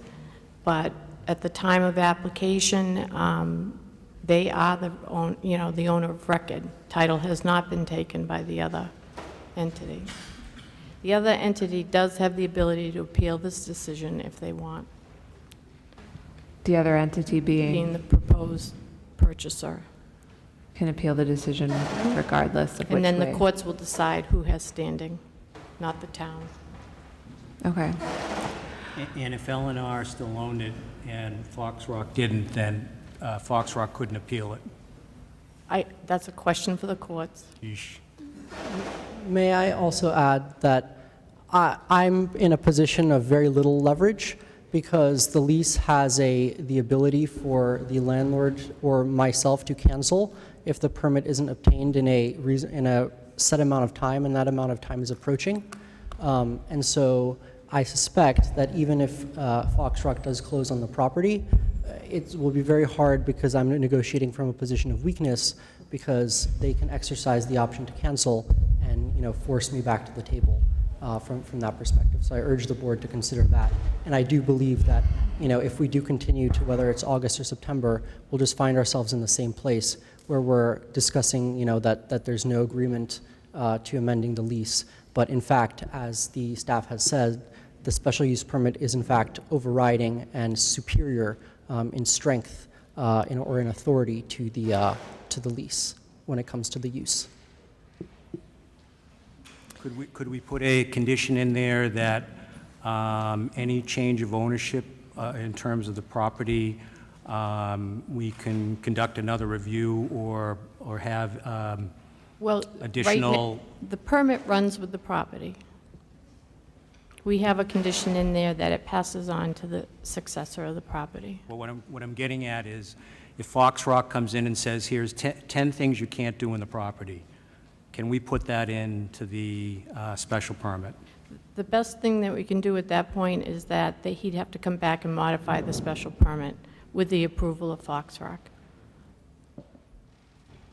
All right, that might balance it off. It would give you some leverage and give them some leverage. And I just want to be clear, Mr. Petrifi, this is about, town of Braintree. I don't care really what you two are fighting about, all right? We just want to make sure that the neighbors are happy, what you're doing is legal, and your landlord is happy, because then that benefits us. So, what do you think about that, Christine? I think we're getting on in the hour, and it's really an issue to be dealt with other parties, and I would urge you to take a motion to either table or take action on it. Okay. Do you want to add something? I was going to suggest something, if I may, through the chair.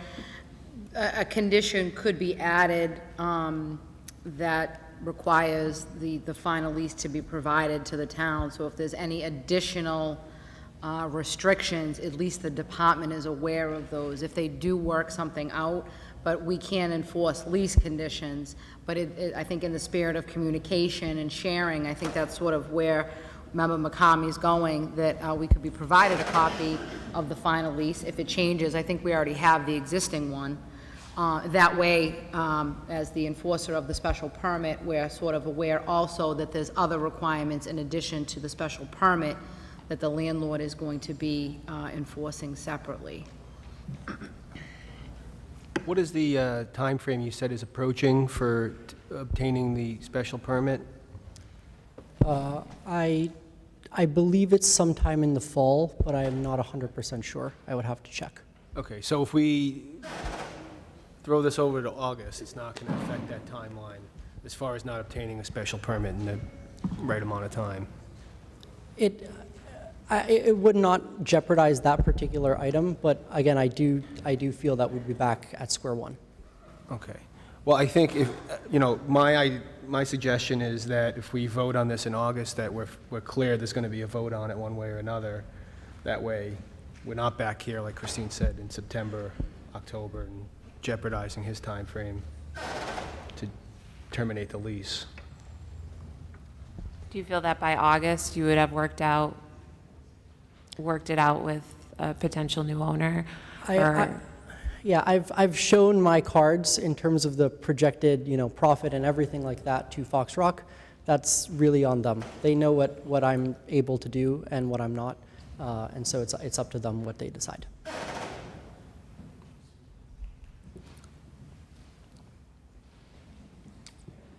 Well, and I know we have to get going here, but in the spirit of trying to be fair and not create undue leverage, I would be willing, if we, as, you know, Planner Santucci says, if we can add something in there substantive, then I'd be willing, and I think then that would give some balance in terms of, from the business perspective. And I hope we're making an impression on you, Mr. Petrovic. I mean, what we're getting at. You know, Fox Rock clearly has a number of other properties.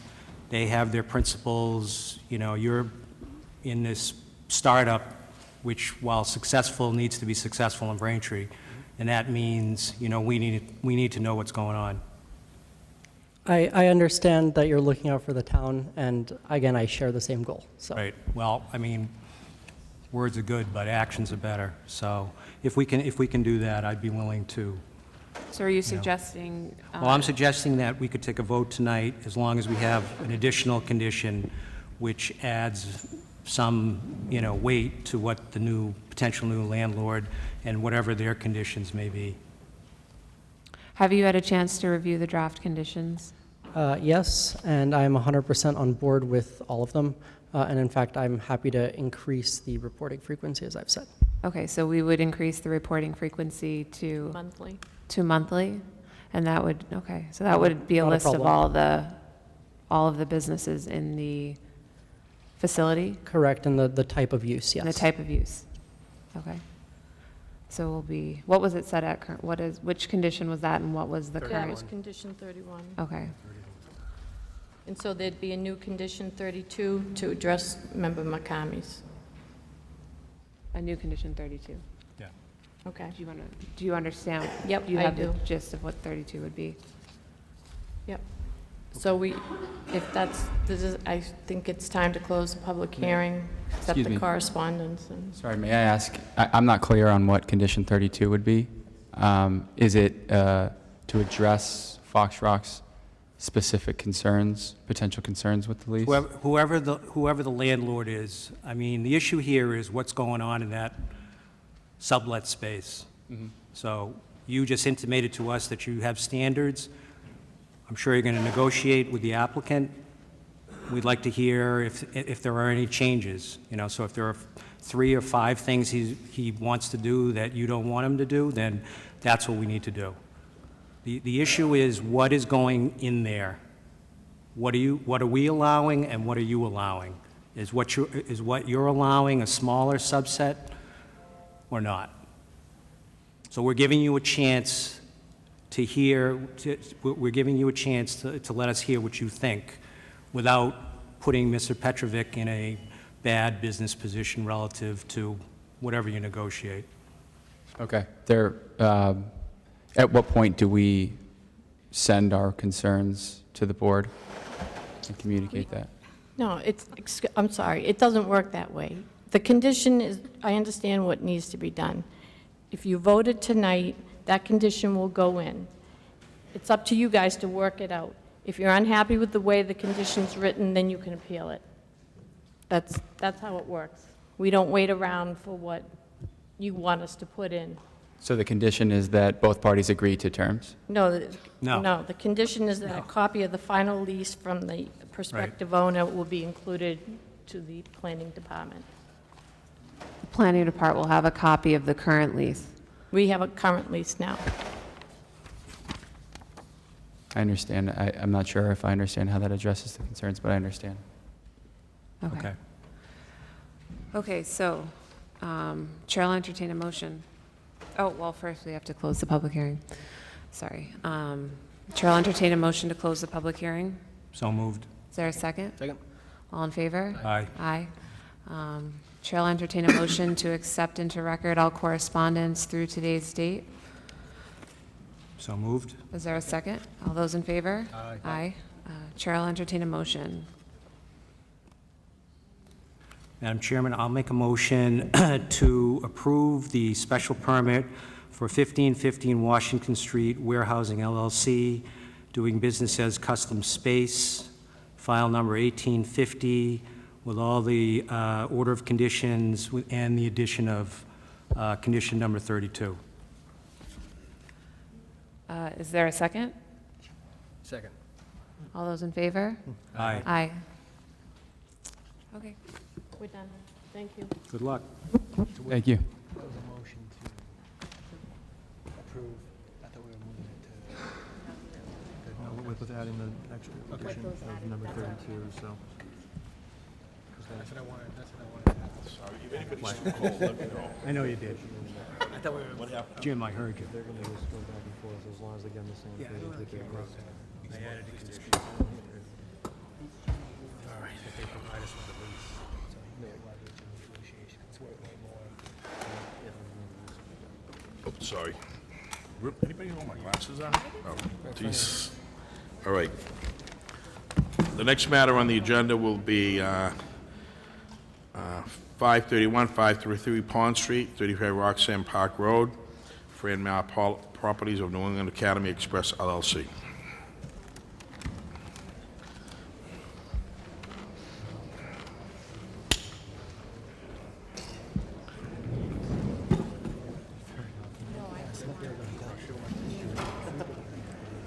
If anybody's too cold, just let us know.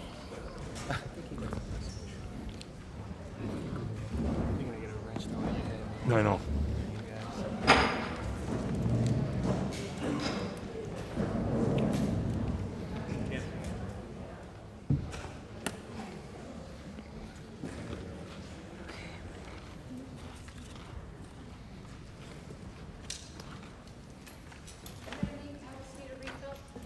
Yes. Yes. Thank you so much. Steak, yeah. There you go. Told you, wear shorts. Those wear shorts or a dress? I had my skirt on, but it didn't.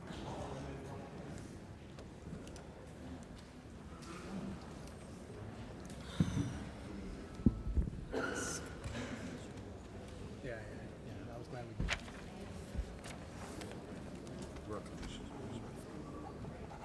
I don't know if it would do us any good to open the windows.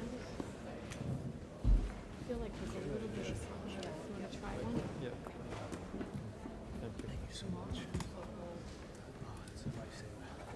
Tastes so good.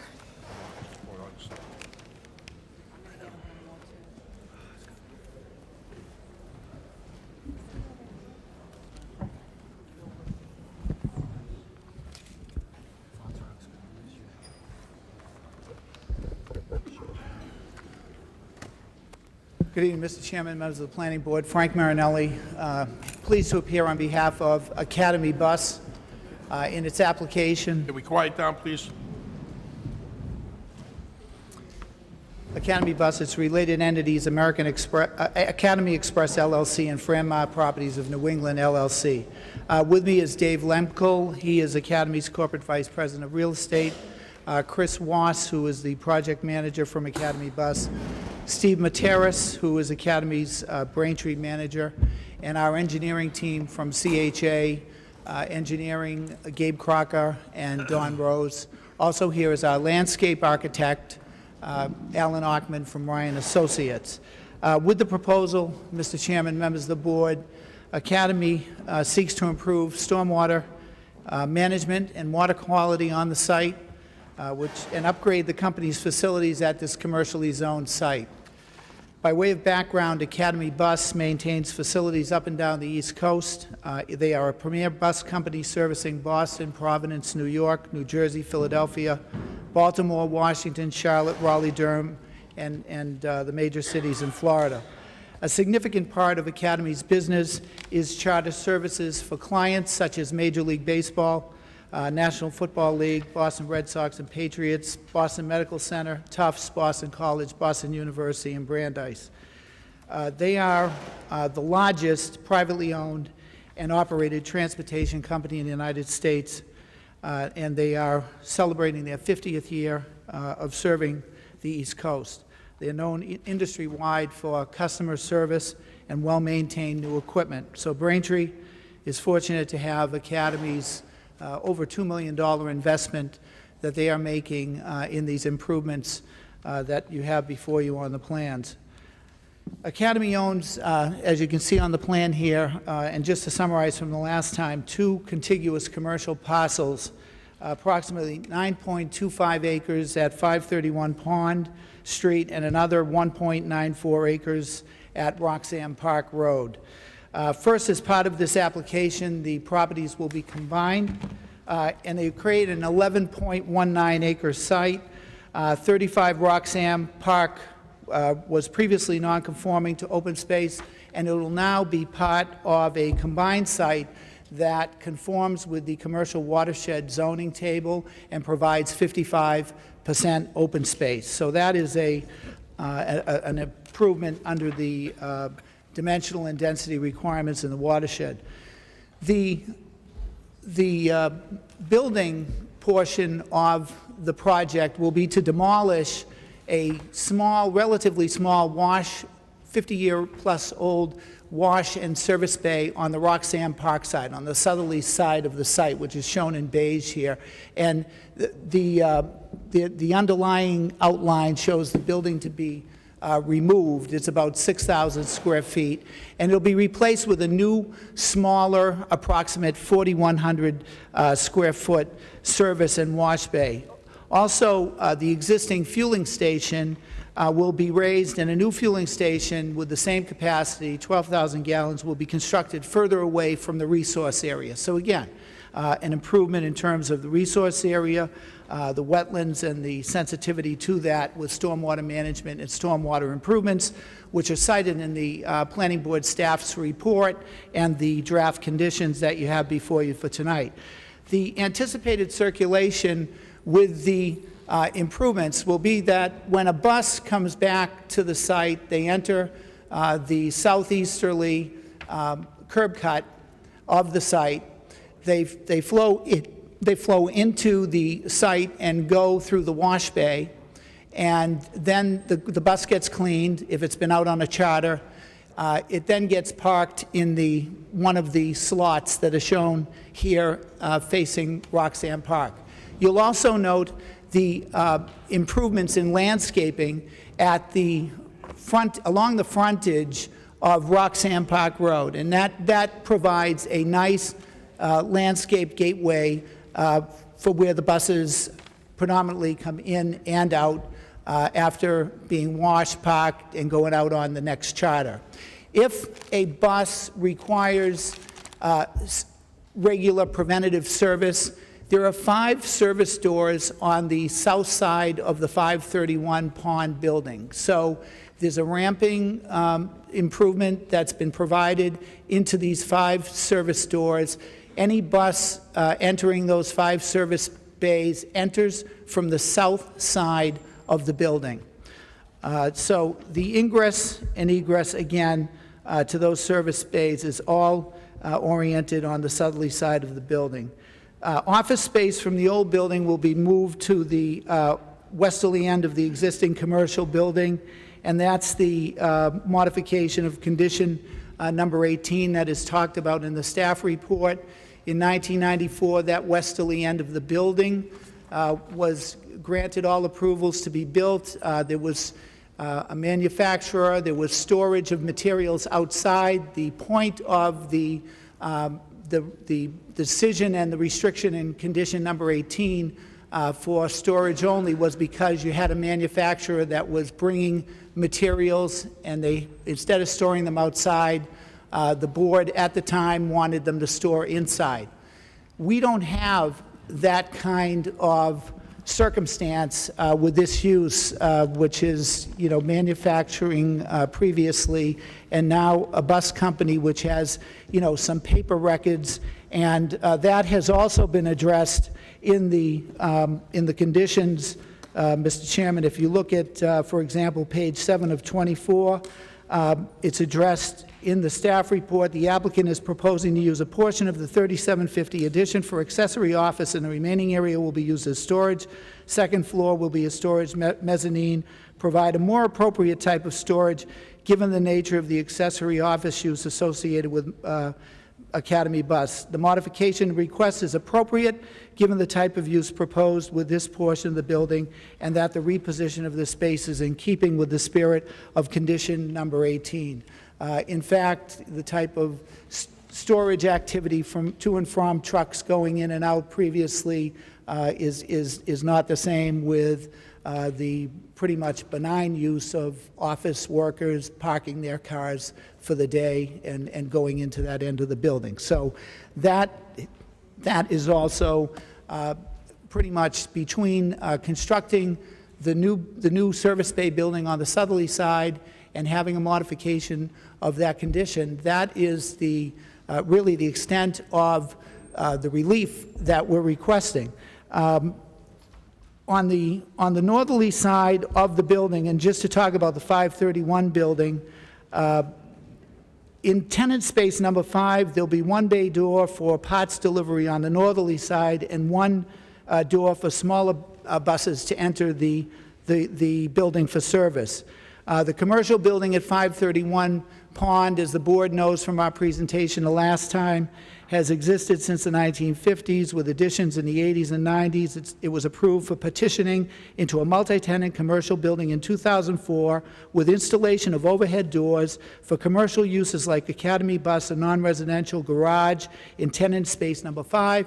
Patriot Traffic is in tenant space number 2 and has been in the building for years, and there are 3 other commercial tenants.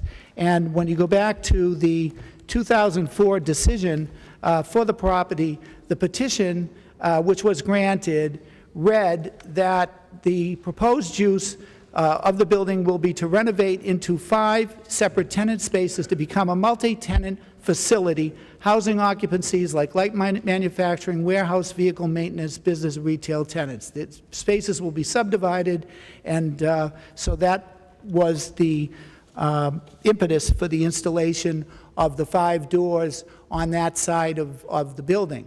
Now, since then, with Academy's project, they will be at the westerly end using that building for office. So a walk-in door for office personnel has replaced an overhead door, and that certainly is, again, a benefit with the project. There will be, on the northerly side, 40 green giant arborvitae screening planted. Total plantings, as shown on the landscape plan, are over 150 grasses, shrubs, and trees. What is now hard-packed gravel, potholes on the southerly side will be paved and striped. The pavement will assist in stormwater management and treatment, again, as part of the, excuse me, over $2 million investment. So we have respectfully suggest to the board that we've met the plan requirements for issuance of the approval to make these improvements, and we request the board's favorable vote on the draft conditions which we've reviewed and which are acceptable. I do have a letter of support from the owner of the property, Brian Reeves, on Roxham, 35 Johnson Lane in Roxham, which I'd like to introduce into the record, Mr. Chairman. Thank you. With that, Gabe Crocker, our project engineer, will just take you and the new member and the board through some of the improvements. Excuse me, Mr. Chairman, can you ask some of the people that are speaking? I'm trying to listen to the presentation, and I can hear voices. If you can just ask them, the acoustics in here are horrible. Thank you. Just people, the acoustics are horrible, so do me a favor, don't speak unless you're speaking up at the podium, because it kind of interferes with us. Good evening. My name is Gabe Crocker. I'm a registered professional civil engineer with CHA. With me tonight is Don Rose, also a professional civil engineer. What you have before you is the board and the site layout as it was presented to you at the last hearing.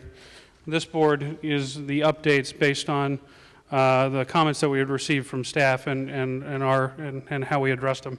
So just a quick update. Previously, we were proposing Cape Cod berm for curbing. That's all been updated to granite curbing. Anywhere we're doing the new curbing around the site.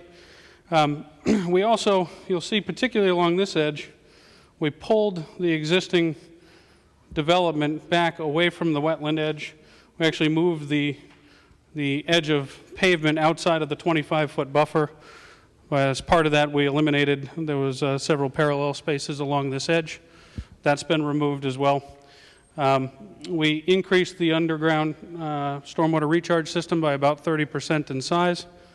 We also, on Alan's landscape plan, we introduced wetland buffer restoration plantings along the edge in order to restore that, as well as to promote further recharge, which is one of the comments that we received. We've also added a bio retention area along that newly gained land that we pulled back away from the wetland buffer. Thank you. Thank you.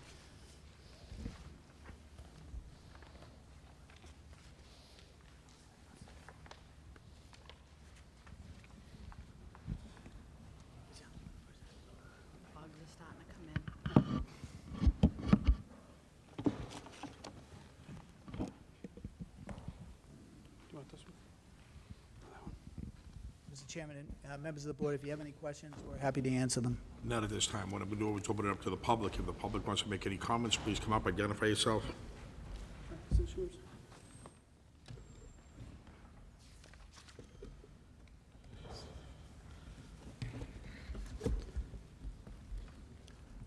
Good evening, Mr. Chairman, members of the board, staff. My name is Brian Winter. I'm with Bede, Tellerman, and Costa, and I'm here representing Roger Aiello and the trust tonight. I'm a new face on this project. Obviously, you haven't seen me here before, but Mr. Aiello is with me. To my left, the board's right. And obviously, I'm here to object to this project. I'm sure you heard the comments by my predecessor counsel, Mr. Bowen. I'm not going to be redundant with respect to any of those, but I'd like to make a couple of new comments based on what we've received since that meeting. So I hope not to repeat anything you've heard already. Respectfully, Mr. Chairman and members. And there's two topics I'd like to address, generally speaking. And the first are the substantive aspects of the bylaw. And the second, which I'll address after that, have to do with the draft conditions. I did receive a copy of those. I know there was an issue last time about the receipt of documents. So I'm pleased to say I received the documents earlier today, and that's not an issue this evening. There was not an issue about obtaining documents. A topic of discussion, perhaps. Okay, a topic of discussion, but there's no issue with it. I respectfully and happily rephrase. All right, thank you. So the point that I want to make on the substantive aspects of the bylaw with respect to this is obviously there was some prior litigation concerning a prior application, not this one. However, there were some lessons to be learned from that. And the one thing that I want to point out with respect to that is the fact that the appeals court said, and this is on page 19 of the decision, and I'm going to paraphrase it, although I think I'm going to be pretty accurate, that there isn't a by right use within the buffer zone, that each of these things, whether or not some of the uses were grandfathered, and arguably grandfathered in this case, but where there are alterations, and in this case, we clearly have a new proposed use for that each need to be examined under the special permit criteria individually. So the baseline for that examination, there's very clear language, and as both courts recognize, the land court and the appeals court, there's very specific language in your bylaw that talks about the intent of the buffer zone and what the standard is. So I'm going to call this sort of the denominator, sort of the baseline that the board works from in examining this. And there's language in there referring to only passive recreational uses if it doesn't compromise the visual buffer. No other uses are permitted, only access, no parking, no structures. So very, very de minimis uses are allowed, and I'm not getting to the exception special permit provision yet, but that's the baseline. And it's obviously the intent is to provide that visual and noise buffer between the two districts. There was, and I'll say, a point of discussion, I won't characterize it a different way, a point of discussion about when that zoning district really does get triggered. There was a little back and forth about that, and I only just want to make this point for clarification only, and that's that the bylaw specifies that the buffer zone is triggered to provide a buffer between two districts, commercial, residential in this case. It doesn't talk about what the uses are in both districts. The residential district could be vacant. The bylaw would apply equally. It's a red herring issue, respectfully, Mr. Chairman and members. So the buffer zone applies in this case. And the next provision I want to point out is 702B12. And the reason I point that out is because there's been some advocacy in the submissions. There's been discussion before the board. I see it reflected in the draft conditions and the draft decision before the board about the 6 factors that need to be considered by the board But there's an additional factor. The size, shape, or topography needs to be considered. And again, to paraphrase it, they need to be considered with respect to whether or not a literal enforcement, strict enforcement of those provisions would preclude reasonable use of the parcel. And you'll see language in the board's prior decisions reflecting a finding on that exact point.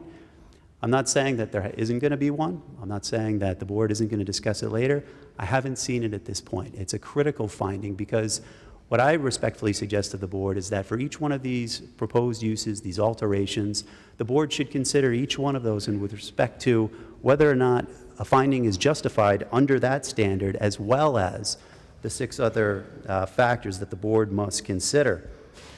The second point I'd like to make is with respect to the draft findings. As I mentioned, I did receive it earlier today, and the 2 principal concerns of my client have to do with, of course, the screening on the northern portion of the property, which is, of course, the border between my client's property and this project, as well as the circulation. I'm talking about the commercial use circulation. A lot of discussion, and I'm going to start with that one. A lot of the discussion has been about the new egress and ingress on the southern portion of the property on Roxham. It's been less clear, respectfully in my opinion, what is ultimately going to be the permitted or conditioned use of the northern side of the property. And I know there's been discussion, it hasn't been ignored, but, and I'm going to read from the draft that I received today, and again, forgive me if I've missed things, I only got this at 4 o'clock, but on page 9, it says July 8th, 2018, page 9. It actually says page 9 of 2 on my draft here. There's a reference to, it's in section C, nature of the use and or activity on the site. And there's a reference about 5-6 sentences down. Commercial residence A buffer to be reoriented to function primarily from the south with access on the north being mostly limited to office staff and small bus repair. There's another reference on page 11, and on this page it says 11 of 24. It says site circulation is greatly improved, and about 50% of the 531 Pond Street building will be accessed from the curb cuts on Roxham Park Road. And then again, the only other reference I see to it appears in the conditions section, and this is page 22 of 24, proposed condition number 39, and it states, all bus access traffic associated with tenant space 5 shall utilize the Roxham Park curb cuts as the primary access exit point. So while all these conditions and these findings are starting to address the point, what they're not are enforceable conditions with respect to the use of the northern portion of the site. Obviously, we have the plans, we have representations made, but I would suggest it doesn't go far enough to actually condition and restrict the use of the northern portion of the site. So that's point 1 with respect to the draft. Point 2 with respect to the draft has to do with the screening. I understand from watching the recording of the last meeting that there was discussion about options with respect to the screening. And there are a couple of issues. I don't know whether there's any interest in exploring it, but I'm going to point out some of my client's concerns with respect to it. One is there's some existing natural vegetation on his side of the property. That provides a little bit of screening. There's obviously a topographical change. It's lowering in elevation from my client's property down to this property. There is some of that, but that's not what the buffer zone talks about. The buffer zone talks about 100 feet on this applicant's property. So there shouldn't be any credit for any screening or ineffective screening, existing screening on the Aiello Trust's property. With respect to the, I believe it was referenced as 40 arborvitae evergreen trees on this property, I haven't seen any information about what kind of screening, other than the fact that the plantings will exist and they'll be planted at a certain height, but I haven't seen any information, at least from what I've gotten, that suggests that there's been any sightline study, that there's been any determination that this actually provides the adequate screening, which of course is the intent of the bylaw in the first place. So if it's illusory screening, meaning ineffective, then it's not accomplishing the purposes and the intent of the bylaw screening in the first place, the buffer zone itself. And why that becomes important, and this is the point I'm going to end on, is you've gotten an application in, and the revisions that were just recited to us have nothing to do with the buffer zone on the northern side of the property. All the concessions made by the applicant have to do with other aspects of this project, not this screening, not nailing down the traffic flow, and those are important. They're clearly important to my client, but they should also be important to Braintree. What I haven't seen, and what I respectfully suggest is something missing from this application process, is the quid pro quo. I haven't seen the applicant offer to make a substantive change to the buffer zone screening or use within that area. And that's clearly within the purview and jurisdiction of this board to insist upon. How far it goes is up to the board, obviously, and within the board's discretion. But I suggest the board could go further. Thank you very much, Mr. Chairman. Thank you. Anybody else wish to speak? Just briefly, Mr. Chairman, the prior speaker, we disagree with the mischaracterizations that were made in terms of conflating landscaping with some kind of restriction of use on the northerly side. There is no such restriction. The use of the northerly side of the property for commercial purposes has existed for decades, and indeed even before Mr. Aiello bought the neighboring property. And let's not have a perversion of what's going on here. Mr. Aiello has been a zoning violator, and that is in the record in terms of the 3 mailboxes that you see here. Okay, grab the microphone, please. Let's talk about clean hands. No, let's talk about clean hands, you'll get up unclean now. hands, whether or not there is really standing. This is a single-family zone property at 515 Pond Street.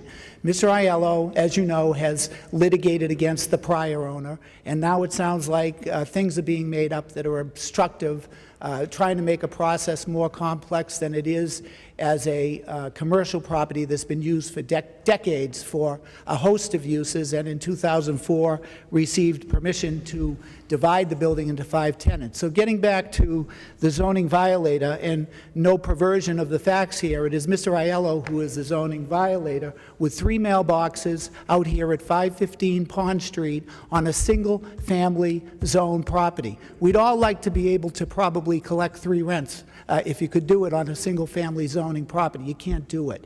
So let's be clear about that.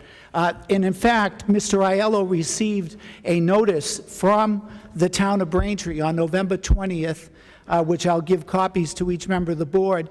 You're hereby directed to immediately cease the use of the structure located at the front of the property, I'm gonna for let you anything speak other than after. a single-family dwelling.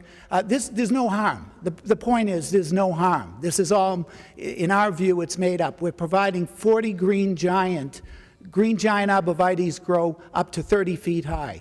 And you know, Alan Ockman, our landscape architect, is here if there's any questions about it. To say that nothing has been done as a matter of good faith, we're not getting good faith from the other side, from the zoning violator. We have exercised good faith. The attorney who appears tonight, by the way, Mr. Bowen, who was here the last time as Mr. Aiello's attorney, is not here.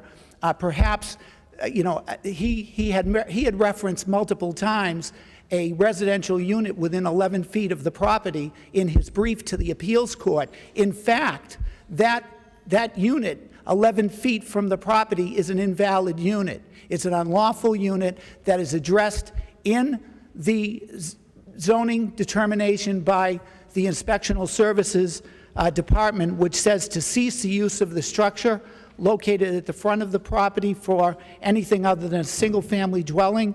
You're also directed to immediately cease the use and occupancy of the dwelling located over the garage structure for any human habitation. The unit closest to my client's property was built without permits. It has no permits for being built as a residential unit. It has no permits to be occupied as a residential unit. If you want to talk about unlawful under Chapter 40A, that's what's unlawful under Chapter 40A. And we respectfully state, Mr. Chairman, that in terms of the substantive matters that were just brought up, in 2004, concerning the property at 531 Pond Street, After McCourt Construction purchased the building, the zoning board granted in 0435 permission to subdivide the commercial building into 5 separate commercial spaces with an overhead loading door installed on the northerly side of the building for each of the 5 commercial spaces.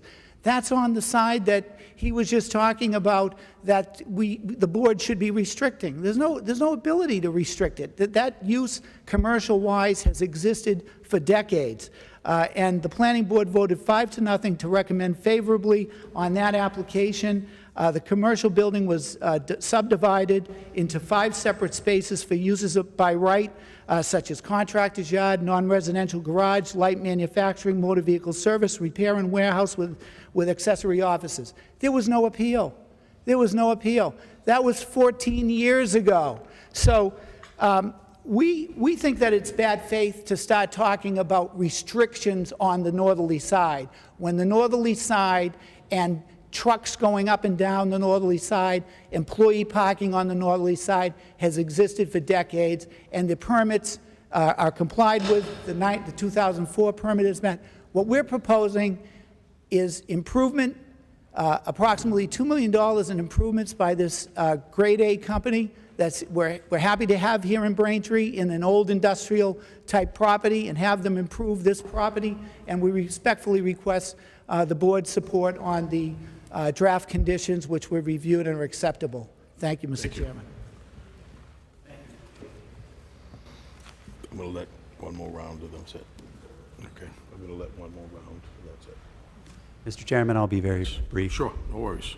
My brother counsel here just spent a great deal of his second portion of time disparaging my predecessor counsel, who retired, by the way.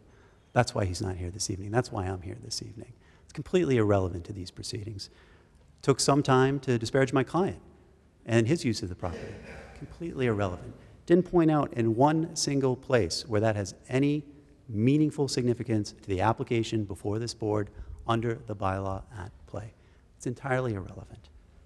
And one last thing, I'm sure the board will note that out of that entire colloquy, very little was directed at the substantive comments I made, some of it, but very little. So I stand by those. Thank you. Just for the record, I always let people speak, and I let them go on, and whether we take it into account or something, there'll be open discussion on that, but I'll always let people speak. I appreciate that, Mr. Thank Chairman. you. Thank you. If anybody else wants to come up? Nope.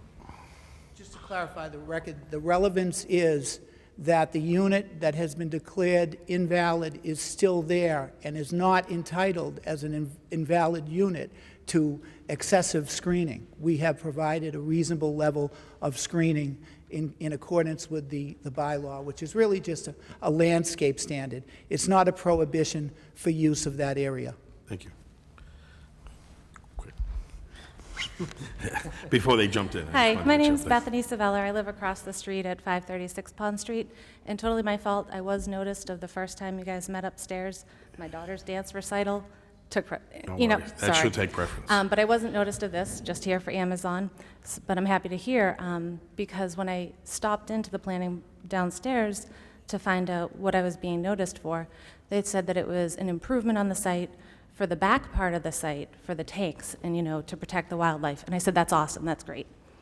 Until now, no clue that my house is directly across from the north side, I think they're talking about, where there's been plenty of tenants, but never buses in and out all night, especially the ones that are on tow trucks or being repaired. During the day, it's loud, it's understandable, it's a commercial area, I get it. If it's a 24/7 operation, I live directly across the street, the noise, and so I'd love to know what the traffic flow in and out is and what the impact would be. And I apologize I wasn't here for the last one, but that's Don't worry. it. Thanks, Don't worry. guys. Please don't worry. Go forward. My name's David Emerson. I'm also here as a resident of the same area, Granite Street, Pond Street area, and I'm sure the planned shrubberies are nice and moving beyond illegal mailboxes and so forth. I'm just kind of concerned. Looks to me as though Academy is a charter bus that does casino runs and runs to New York and so forth. So I'm wondering if any of the guys here could give us maybe, and I don't know if this enters into the decision-making process here, but I'm sure a lot of people here are also here for maybe some other agenda items coming up. So I'm just kind of concerned about the amount of traffic and buses that may be going down Granite Street and congesting by the high school and Braintree Five Corners and so forth. Can we get his address for the record? Excuse me? His address. Oh, for the record, could you give your address? I'm sorry, for the record, just your address, your name and address. David Emerson, 791 Granite. Thank you, sir. All right. Anybody else will speak? All right, what I'm going to do is I'm going to turn it over to the board. Mr. Baker, questions, comments? Mr. McCamey? Back to you. Yep. Go.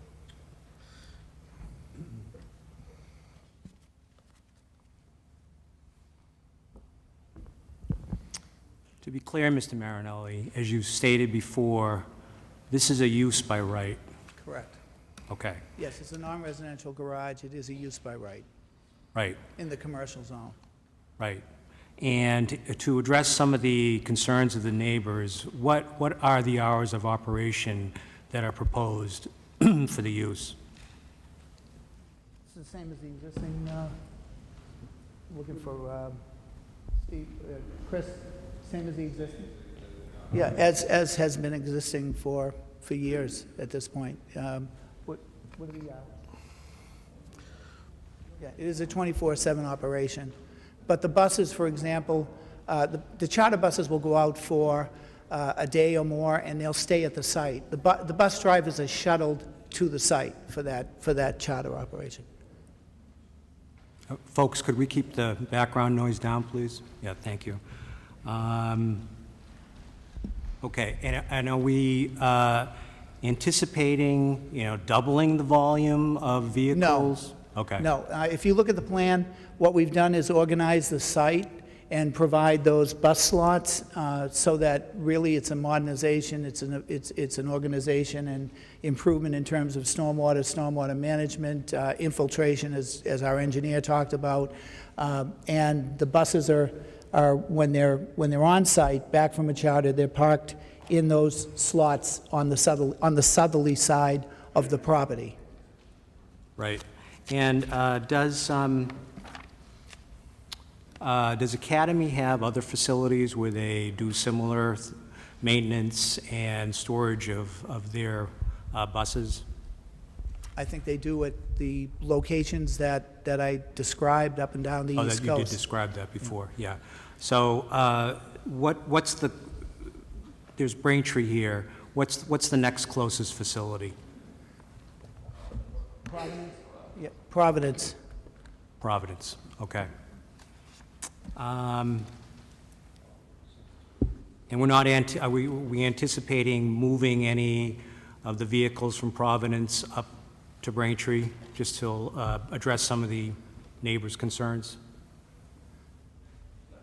No, I don't think the operation is changing at all. As we've said, it's an organization of the existing site and which is predominantly functioned in that area on 35 Roxham. So this allows us to do minor repairs in the 531 building or preventative maintenance type repairs if there's a major engine job or something that goes off-site. So that's the nature of the use. Buses come back, they get cleaned, and they get washed, they get refueled, and they park until their next dispatch. Okay. But again, a good percentage of the business is charter, and the buses are out there, and the bus drivers are shuttled to the buses that are being used, and maybe if Chris or David wants to come up and describe it in more detail, but as I understand it, if you have a bus at Boston University, it's being used over there, or at Boston College, it might stay there, and then the bus driver is shuttled over if it's there for more than a day or so. Okay, thank you, Mr. Chairman. Did I hear you correctly about the anticipated traffic flow is not going to change? We don't anticipate that it is going to change, that there's no increase in volume. It's the existing operation. Okay, and I see some photos in the submissions you made.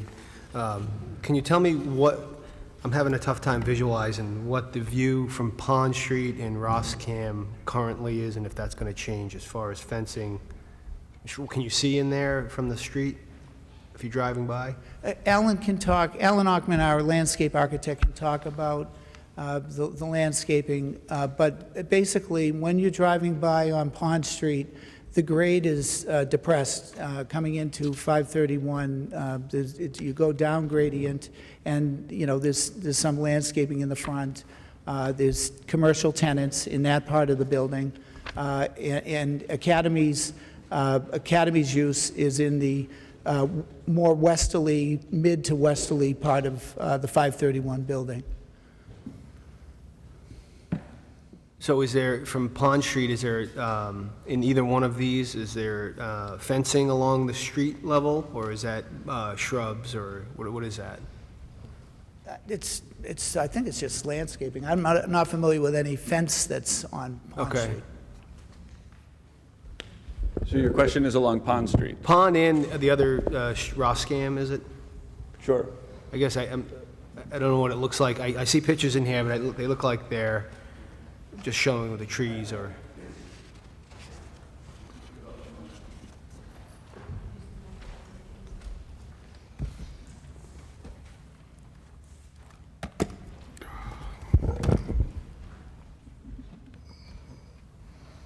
So walking around the site, this is on, correct? Correct. Along Pond Street, so the front of the existing office building there, as Frank has talked about, is the oldest part of the building. The foundation planting, the existing planting along Pond Street is the most tired. The proposal includes replacing all the foundation planting at the front door.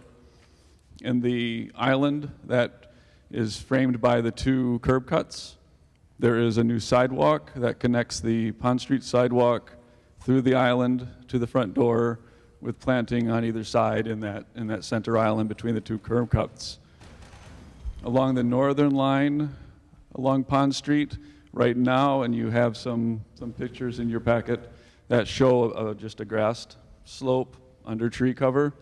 New shrubbery there, supplementing, there's a perennial daylily bed at the curb, empty mulch bed, again, tired planting. There was likely planting there at some point in the past. That's all gets renewed in the front. As you get past the first dozen or more parking spots that are along the northerly edge, there is a chain link fence that is existing, and I think there is a gate there that segments. I think then there's another one a little farther into the lot, so that the lot, as the building is subdivided, has several parking zones with chain link fence across the parking lot that's on the north side of the building. That is at the bumper, the front bumper end of the parking. There is a 8-foot PVC fence that begins at that point, roughly where the office stops at the front, and continues all the way to the back. The condition near the front is that the fence, the bottom of the fence is more or less at grade with the parking lot. As you continue along and the grade rises, there is a retaining wall made of jersey barrier, and then that fence is then 2.5 or so feet above surface of parking. So you get a really 10-foot plus view of that fence there, plus the retaining wall. The existing planting is picked up in the pictures here, extends roughly halfway into the property. The planting there is quite robust. It's overshadowed by planting to the north with trees. The planting gets a bit thinner, roughly 250, 270 feet from the back property line. And that's the zone where the 40 green giant arborvitaes are scheduled to be planted. 6 feet on center, 8 to 9 feet at time of installation. Robust planting that will, in a landscape hedge application like this, max out at 20, 30 feet, 24 inches of growth typical a year, especially when the plant is really putting on the new growth. That we maintain is a robust buffer, 250 odd feet, 30 feet, 25 feet high, and really quite substantial. And we were pleased with the staff report and the draft decision that found that proportionate to the need along that zone. Along the back of the property, so if we continue in a sort of a counterclockwise trip around the perimeter, that's the area along the back, and this area was colored for discussion with the Conservation Commission. That's the area where, since our last appearance before you, the edge of paving was modified to get everything out of the wetland buffer and to add the bioretention area. And then along the Roscam side, there is a hedge along the chain link fence. So that rounds out the perimeter landscape treatment. Mr. Chairman, members of the board, just in conclusion, the project is for an existing business. It's a use by right in the commercial zone. The improvements are evident, stormwater, landscaping. The building that we're taking down, which is really the emphasis on the stormwater improvements and on the watershed and the special permit, is an obsolete building. It is a building that was approved for actually additions in 2013 that weren't made. This is a better plan. Take it down, put up a smaller, modern building. So this is a modernization, an organizing of a responsible company, making an investment in Braintree in the commercial zone, and doing stormwater landscaping and business improvements. That's it. What is the northern part of the property? You said it was, in your filings, I think it said it was going to be used for bus repair and staff offices, is that right? No, there's the buses going in for repair, into the building for repair, have 5 service doors on the opposite side of the building. They enter on the opposite side of the building, 5 bays, on the southerly side of the building, not implicating the northerly side. There's one door on the northerly side for a smaller bus that might need repairs. And there's also an overhead door on the northerly side for parts delivery. Okay, so that's the only use of that area then, is...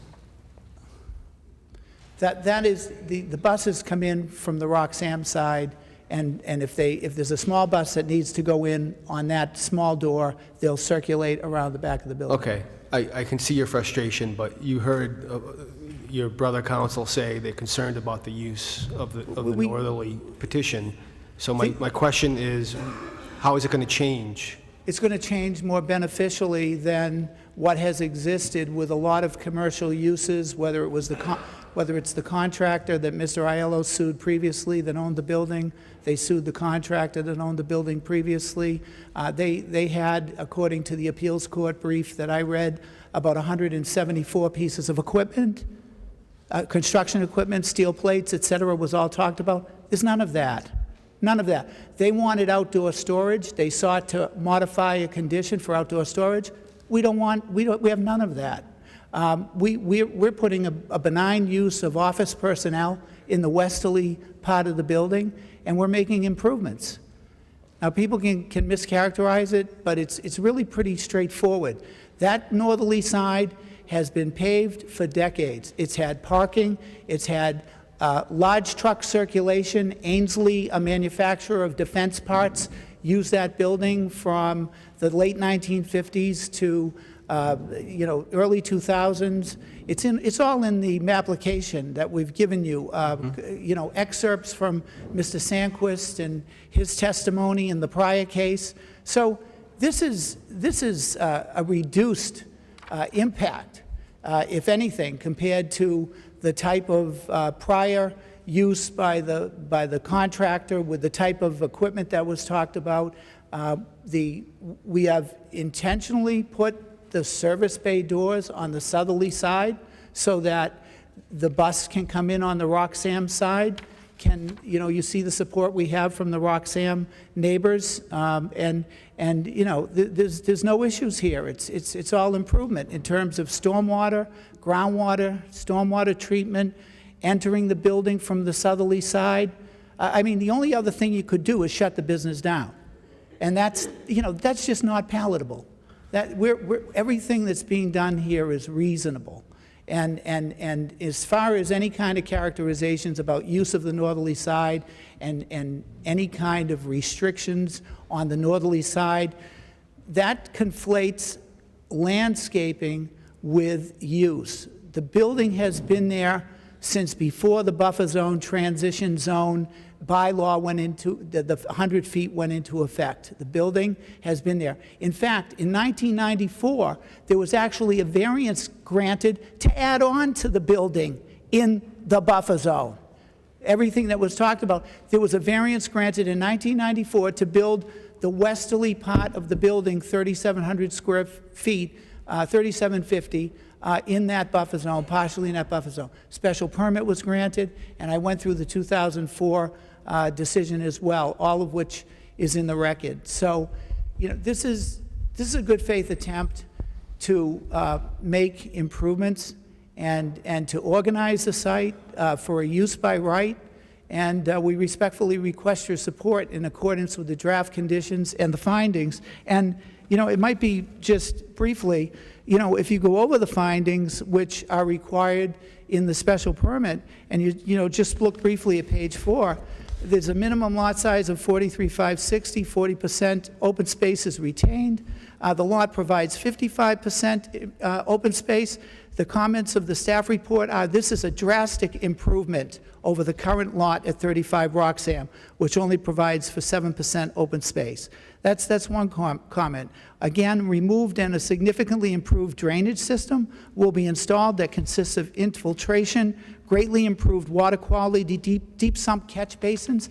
This is all in the findings. This is all on the plans. Compliance of this redevelopment with the DEP stormwater regulations.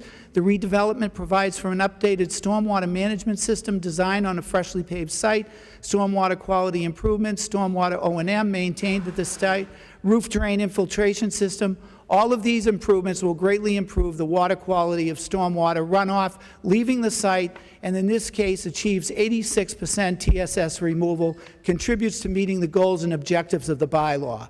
And next comment, the clean roof runoff infiltrating to all possible promotes the overall goals and objectives of the watershed protection district. And then you go over to page 6, and at the bottom of page 6, the reuse as approved greatly improves the district, given the proximity of the water resources to the site's boundaries, and further promotes the overall goal to reuse older commercial sites that propose improvements to achieve greater harmony with the purpose of the watershed protection district, which is everything that we have done and the diligence that has been done by the engineers of record to provide the things that were requested, to provide additional infiltration when we were requested at the last hearing. All of those items have been met.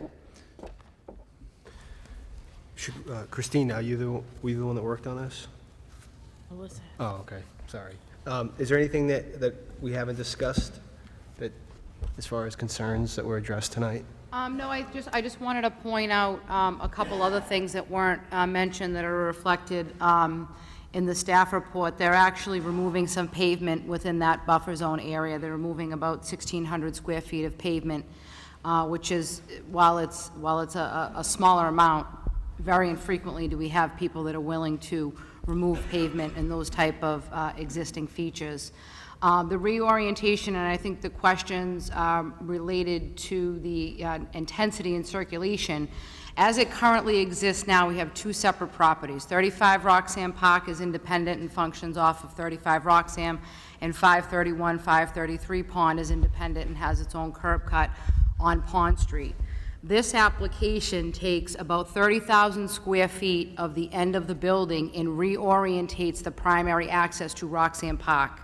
So the cars that will be utilizing the Pond Street curb cut associated with the bus will be individuals like ourselves that are driving to work and their cars that are working in the office. My understanding, the office staff is fairly small. We do have the floor plans. I believe the office component is about 4,000 square feet, which includes conference rooms and the dispatch area as well. So that reorientation and combination of these two properties right away takes 30,000 square feet of a 70,000 square foot building and shifts that to the Roxham curb cut. The bus company, we had some other individuals visit the office. They're going in the same curb cut. They're coming out of the same curb cut. They're pretty much parking the buses in the same spot. The old building that's there, not much to say about it. It's a steel building. It's going to be taken down. The building that's going up is smaller. The fuel tank will be moved away from the wetlands. I mean, the environmental and site improvements that are coming forward with this application, which really is just eliminating a property line, are huge. And also to point out, the reuse of the back portion of this building, which seems to be the primary point of discussion, they've already received building permits to do all that work. The building inspector has already determined that the use of that is by right. This ties it all together with the screening, the stormwater improvements, removal of pavement, granite curbing. I mean, these types of improvements in the watershed as we chip away slowly as this board sees these applications are meaningful. There are some properties up there that frankly, we have no idea what they're doing on the site, nor do we even want to begin to ask because they are just complete and utter nightmares from a zoning perspective. A lot of old properties with a lot of old uses that we would never condone and promote in this current environment that we try to work through projects on. So not to belabor the point, but in combination, the repositioning of the site automatically removes intensity off that northerly site. I mean, that in itself, 70,000, 30,000 is reorientated. And then the activity that will be there, frankly, it's existed there. I've listed all the permits. I've included all the permits for the board's review, site plans. I've been working on this property for quite some time, going back to the previous filings in this board as well with the modifications. Very familiar with the property. I've been visiting the property on and off over the course of the last 10 years. I mean, there's not much happening over there on a daily basis that would rise to a level of a nuisance. And once the improvements are done, the building facade, I mean, it's just slowly coming together to position itself as something that we can look to, frankly, as an example for some other people up in the area. Thank you, Mr. Chairman. No further questions. Be patient with me. On the south side, Yes. on that map, that's on the bottom, right? Is it? Yes. So the bus will be coming on the bottom there? And I apologize. Just point out on that drawing, on the view from the top. If you could bring the microphone, I just want to.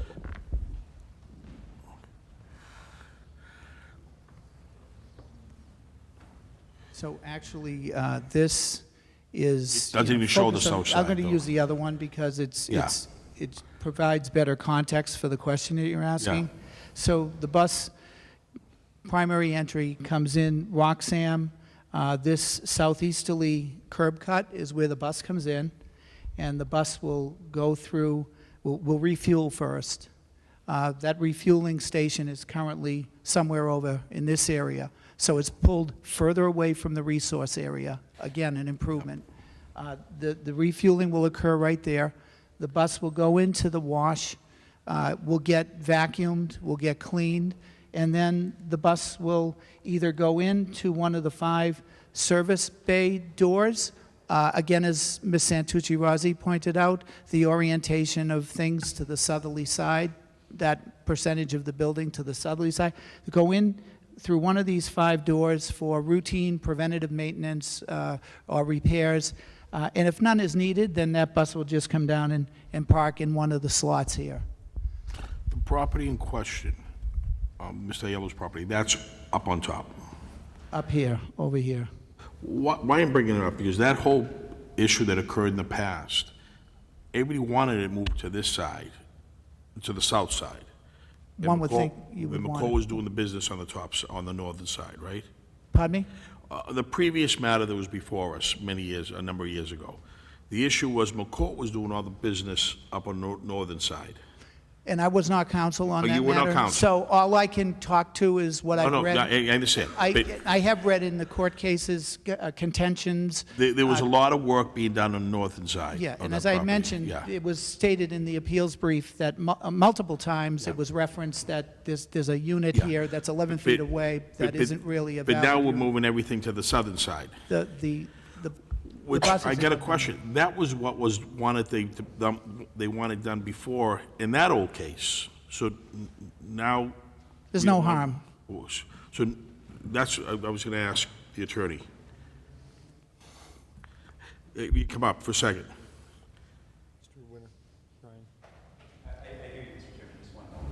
Sure.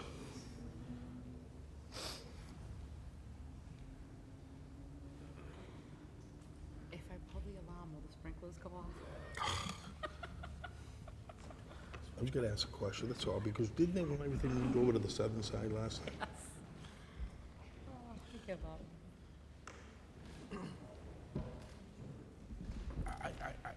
I just want to ask this question. Last time, the biggest issue was on the northern side, I asked for I offered, why don't we do screening? They said, no, you want nothing there. So now everything's coming to the southern side. Doesn't that satisfy what was wanted previously?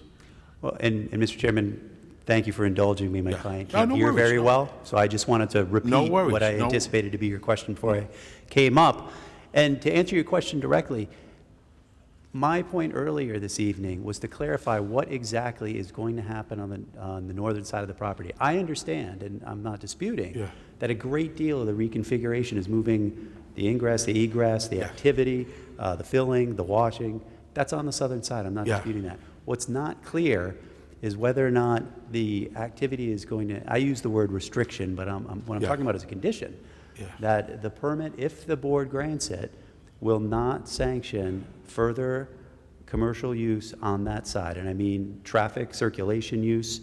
We've talked about deliveries. We've talked about smaller buses that may turn the corner to the north side. Yeah. But without a condition to say that that's the only thing, then anything can happen afterwards. So it needs to be limited. So that's still the objection.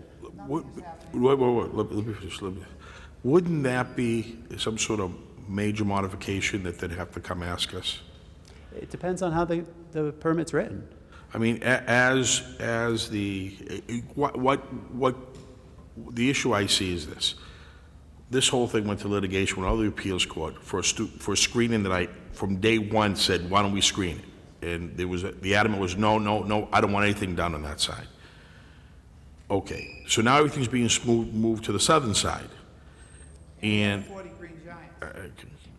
and so if that's the plan given to us now, and that's the plan we're looking at, doesn't this satisfy the concern that everything's on the southern side now? And I understand you're looking for prohibition on the northerly side, but as the plan has been explained and introduced to the board, it calls for very limited use of the northern side. And I think the limited use was the smaller trucks and... For this applicant. For this, yes, for this applicant. Right. And we can only look at this applicant. The only thing before the board. See, and that's the only thing. So with this applicant, those are the plans for that side. I think, and if there's any substantial change, it would have to come before the board again. Doesn't that satisfy? I'm not sure. Let me just make 2 points on that. One is, just because the intensity has been reduced doesn't make it satisfactory to my client. I understand I what know the that's intent not is. I know that's your client's position. I know you're advocating for your client's I am. beliefs. That's why I'm here. I respect that. And that's the only reason I'm here. Yeah. I'm advocating my client's position. And I don't know what would be satisfactory to my client ultimately.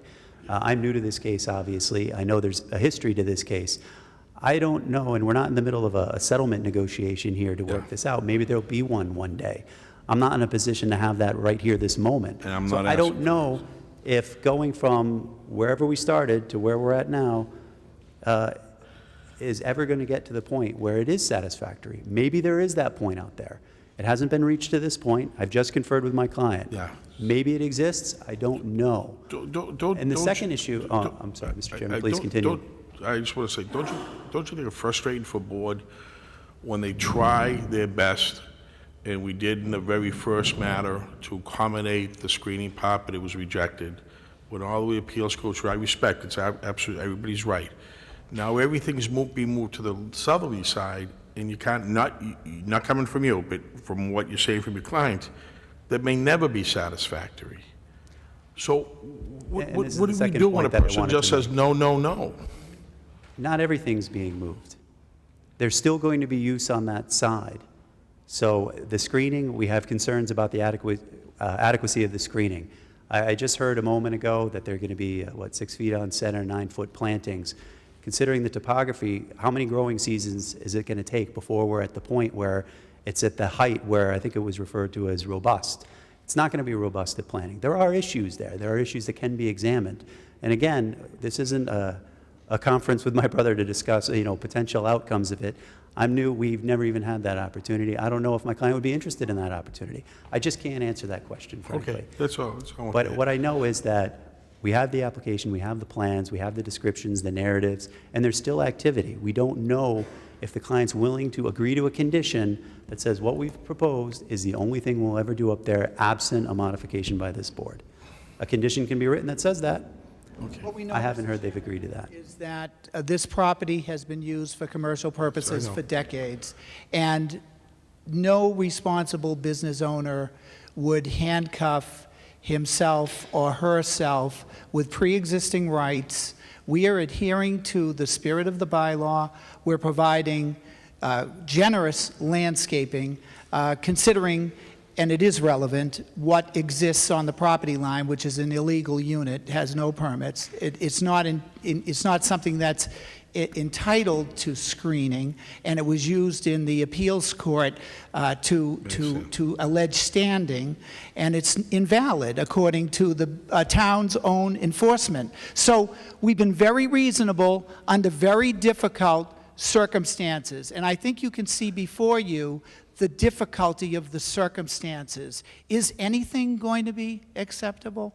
We're not going to say nothing can happen on the northerly side in terms of the tenants that have occupied the tenant spaces with uses by right. This is a commercial zone. It was an industrial zone when Mr. Aiello bought his property. He bought his property after an industrial use existed there.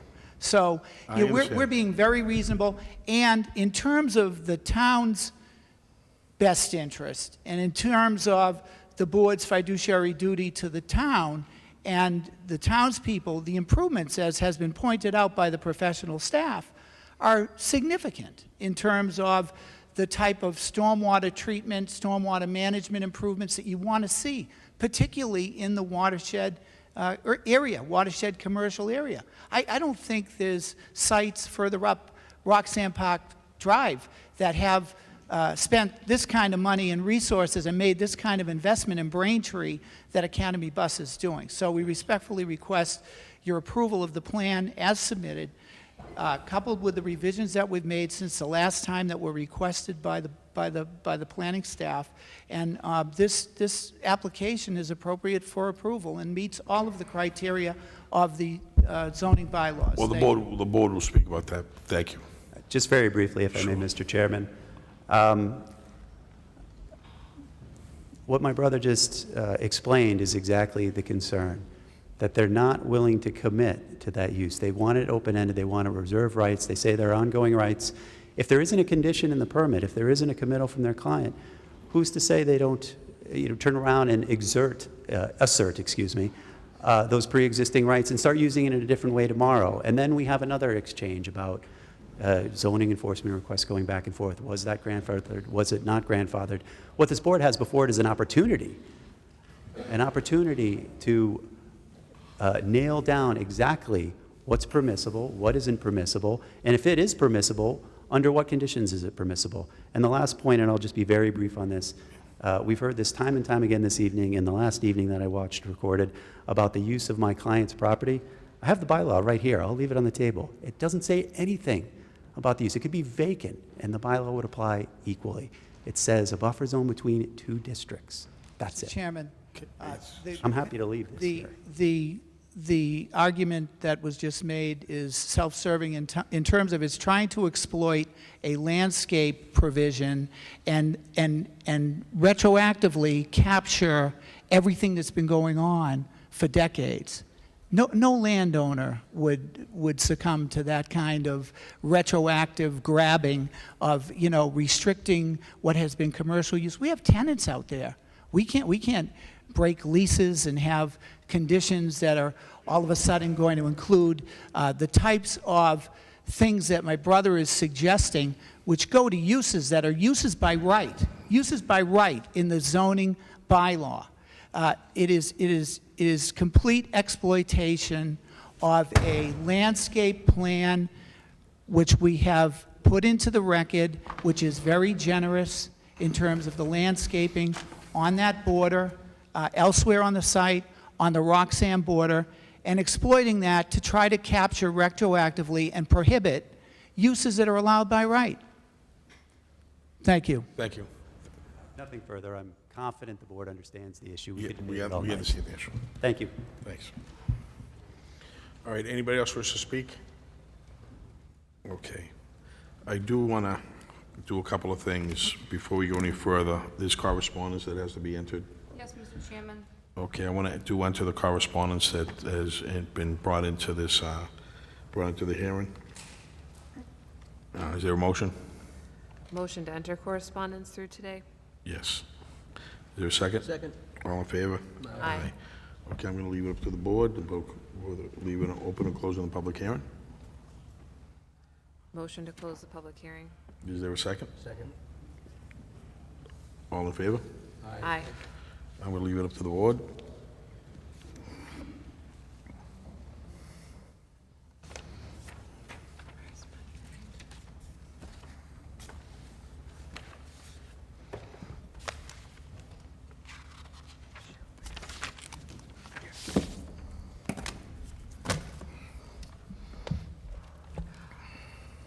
I will make a motion to approve the major modification and amendments to the special permit site plan for review for 35 Roxanne Park Road and 531 to 533 Pond Street, application 18-12, with the conditions as prepared by staff and provided to us prior to the meeting. Is there a second motion? Second. All in favor? Aye. Thank you. Thank you very much. We're going to take a 5-minute break just for personal use of a bathroom. I am a veteran, and my victory was finding the strength to be a champion. I am a veteran. My victory is having a job I can be proud of. America's veterans are on their most important tour, the tour of their lives. My victory was finishing my education. Mine is proving a disability is not a limitation. At DAV, we're on a mission to help veterans get the benefits they've earned.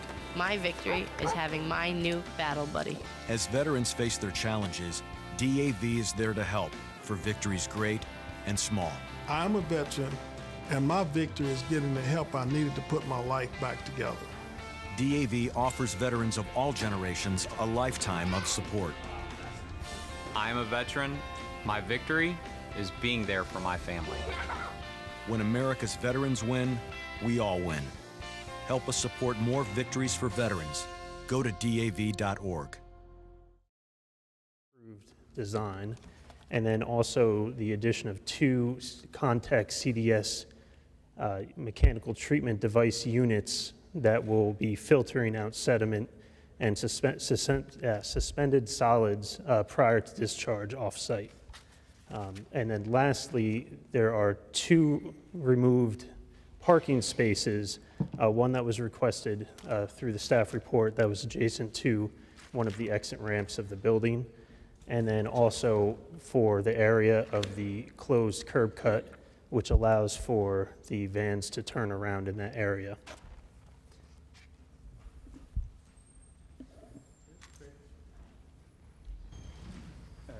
Thank you, and bearing in mind that it's late night, I'll just add, we've responded to all the questions from planning staff that have arisen since the last meeting, including a breakdown of traffic flow during a typical day, which is in your materials, and I know was requested by a board member the last time. We've also committed, and we discussed some of this with you the last time, we've committed to have on-site transportation management protocol. We've committed to funding off-site mitigation for traffic impacts. We believe we've addressed all the issues that have been raised regarding this project, that we've addressed and are able to address any transportation traffic impacts from this project. We would respectfully submit, based on the application and the plans and the materials on file and the testimony at the public hearing, both last time and this time, that Amazon satisfies the requirements and standards of the zoning bylaw for the requested relief.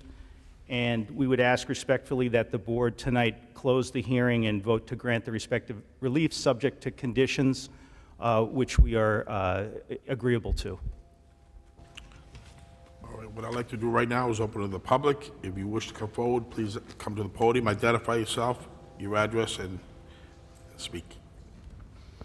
Hi, my name is Valine Duffy, and I've been a Braintree resident for 25 years. I am also a Braintree school bus driver for the past 12, and I'm here representing the 40 school bus drivers in Braintree that drive the owned and operated buses of Braintree. To see how the increased traffic from Amazon will affect the school buses, I'd like to explain how the school bus system works with their scheduling. The drivers are all working against a timeline, always to proceed, of course, in a safe manner. We must get the children of Braintree to their respective schools on time. Timeliness is important because the children cannot be late, and many of our children depend on the school lunch program. During the last several years, it has been increasingly difficult to keep the schedules due to increased traffic. All the school buses work on a 3-tier pickup schedule. We pick up high school first, then middle school, and then elementary. Starting with high school, after weaving through the neighborhoods picking up students, the school buses then come down all main roads towards the high school: Route 37, Pond Street, Town Street, Quincy Ave, Union Street, Granite Street, Franklin Street, and through Five Corners, all fighting against the rush hour traffic that cuts through Braintree on the way to the high school.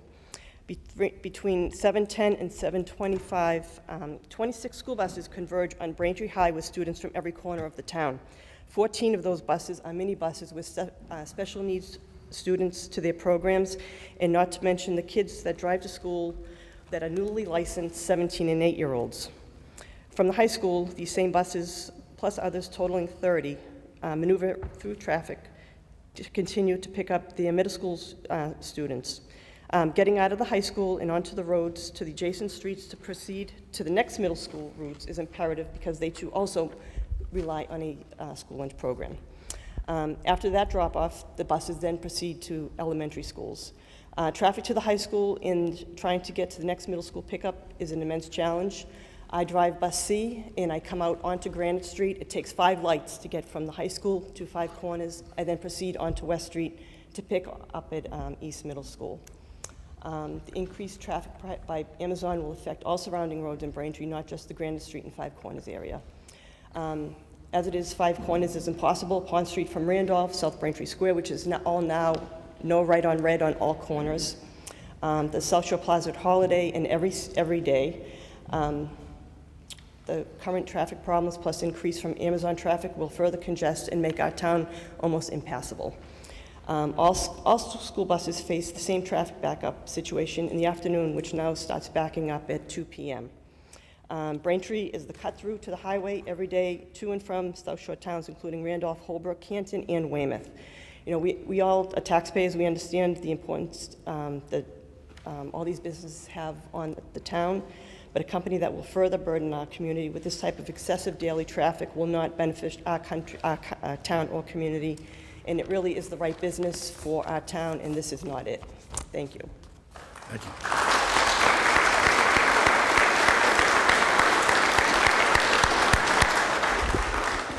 That was amazing. Mr. Chairman, you need to add My kids take bus P. I live at 869 Granite Street. My name is Dino Confalone. I've been there for 15 years, and every single week that goes by, there's more traffic. It takes me an hour to get from Five Corners to my house. My house is right on the corner, so I'm literally on the corner of Campanile Industrial Park. On the other side is the Golfers Warehouse. And then with the seal coating and the smell and the Jake break, that is absolutely, I mean, there's so many residential people living on that street. My kids take an hour to get to the Liberty School from my house. It's absolutely ridiculous. The traffic has just continuously gotten worse every year, year over year over year. I don't even know what to say. It's like, it's mind-boggling. I can't believe how long it takes me, no matter what time of day. When school gets out at 2 o'clock, I mean, the buses are coming out from Braintree High. Everyone's going home to Brockton and Randolph and coming down Granite Street. It's absolutely a parking lot. So if you're going to add in this massive amount of trucks coming in and out, I mean, my house is a two-family. I live upstairs and I rent out the downstairs. I'm not going to be able to rent it. People aren't going to want to live there. So it's financially going to ruin my situation, my investment in Braintree, living here for almost 2 decades. I mean, it's, at what point do we just say, you know what, enough with this business stuff? I mean, I know Campanile Industrial Park is zoned commercial. My house is zoned residential B. But the thing is, I have children. There's kids all around my neighborhood, and there's, even at night, at like 2 o'clock in the morning, people come flying down, and I've actually had a car flip over on Granite Street. So people fly down there doing 60, 70 miles an hour, and then at rush hour, it's impassable. So, I mean, I would just want to move. I mean, it's absolutely horrible. So why would you add to that when you have all these people here that are here to complain about it getting worse and worse and worse and worse? And no matter what they do, even if they put a stop sign there, what's that going to do? It's just going to add another 20 minutes. So instead of taking me an hour to get home from Five Corners, an hour and 20 minutes. So please don't do it. I mean, on benefit of all the residents, people that live on Granite Street and in the surrounding area, it's absolutely detrimental. Please don't do it. Thank you.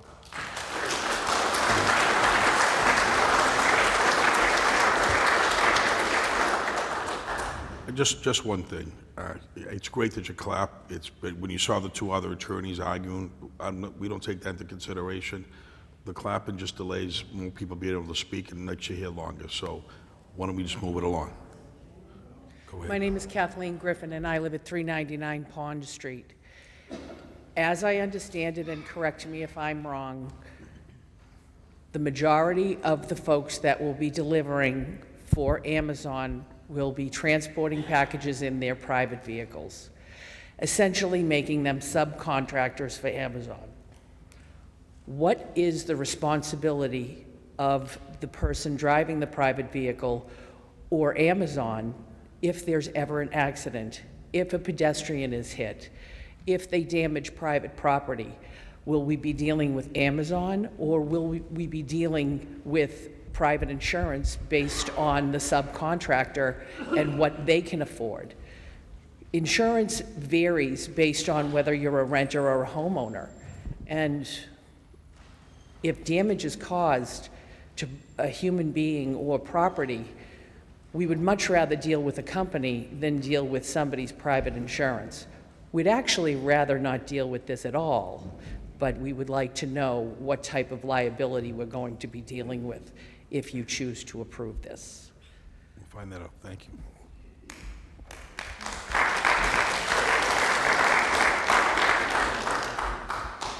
My name is Margaret Dunley. I live on Elmwood Avenue, which is off of Franklin Street. The traffic that has been, I've been here for 41 years. I was a member of the school committee. I've been a town meeting member. The traffic that has been generated in this town over the past 41 years is horrific. I think one of the biggest problems is, yes, traffic, but it's a safety issue. To try to get fire, police, ambulances through this town is impossible. I live, like I say, on Elmwood, which is fairly close to Franklin. At 1:15 in the morning, Saturday, Sunday morning, there's traffic on Franklin Street as though it were 3 o'clock in the afternoon. This town never sleeps. To add more traffic and more safety issues to this town is, I think, a horrific thing to do. The town, when I came here 41 years ago, was a small town that has been turned into a hub for the South Shore in Boston, and I think our town is being ruined by it. I certainly hope you would really consider, I'm not saying not to put anything in there, obviously an industrial park, but something of this type that would generate the volume of traffic is horrible to do to this town. Thank you.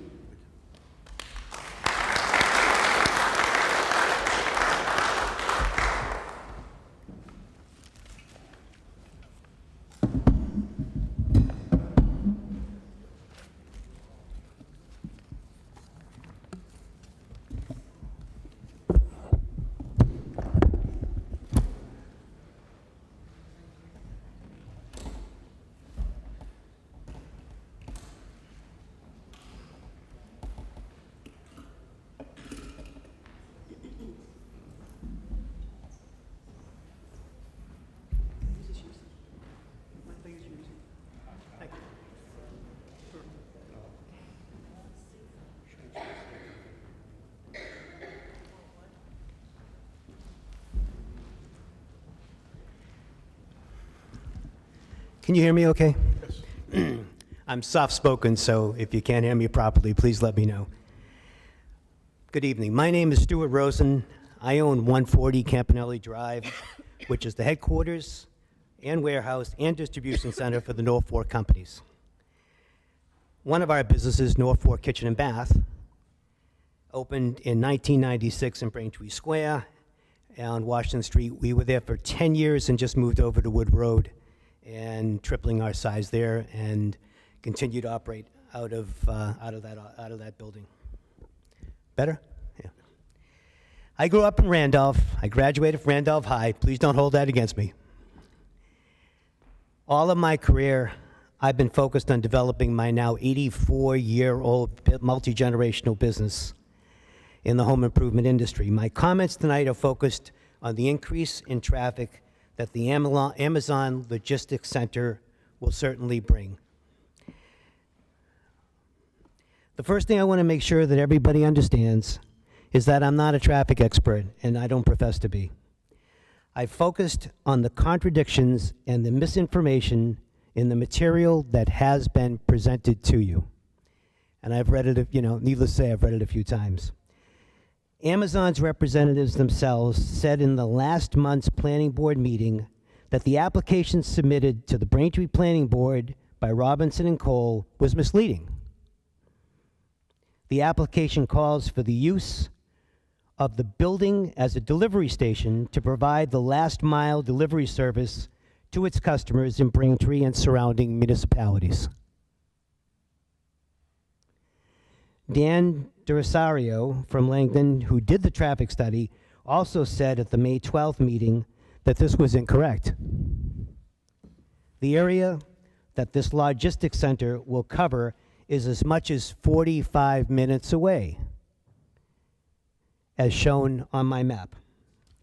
The actual service area is also noted on page 6 of the Langdon Traffic Assessment for warehouse partial reoccupancy dated April 20th.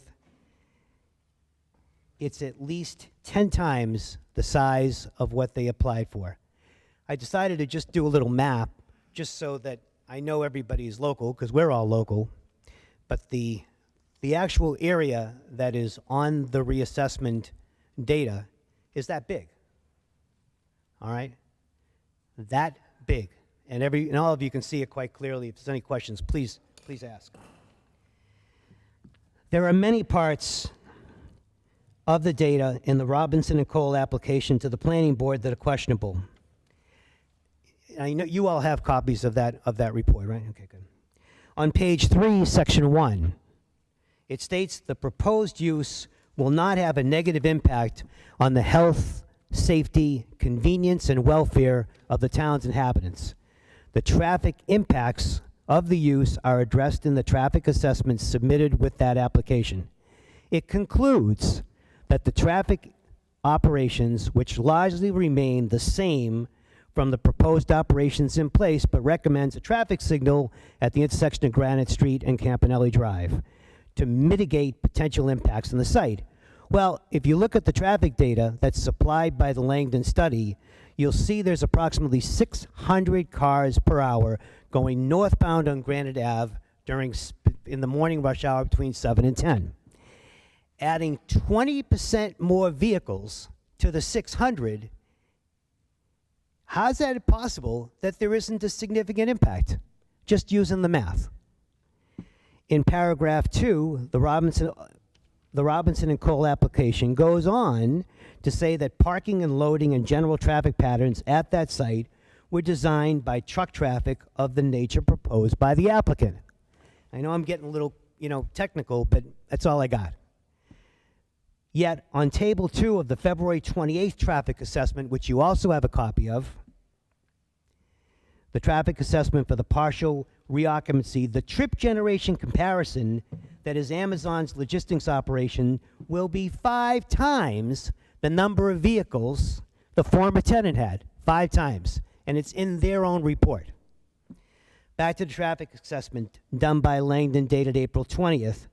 The data that was collected on that traffic on the traffic counts were collected in September of 2015, 3 years old.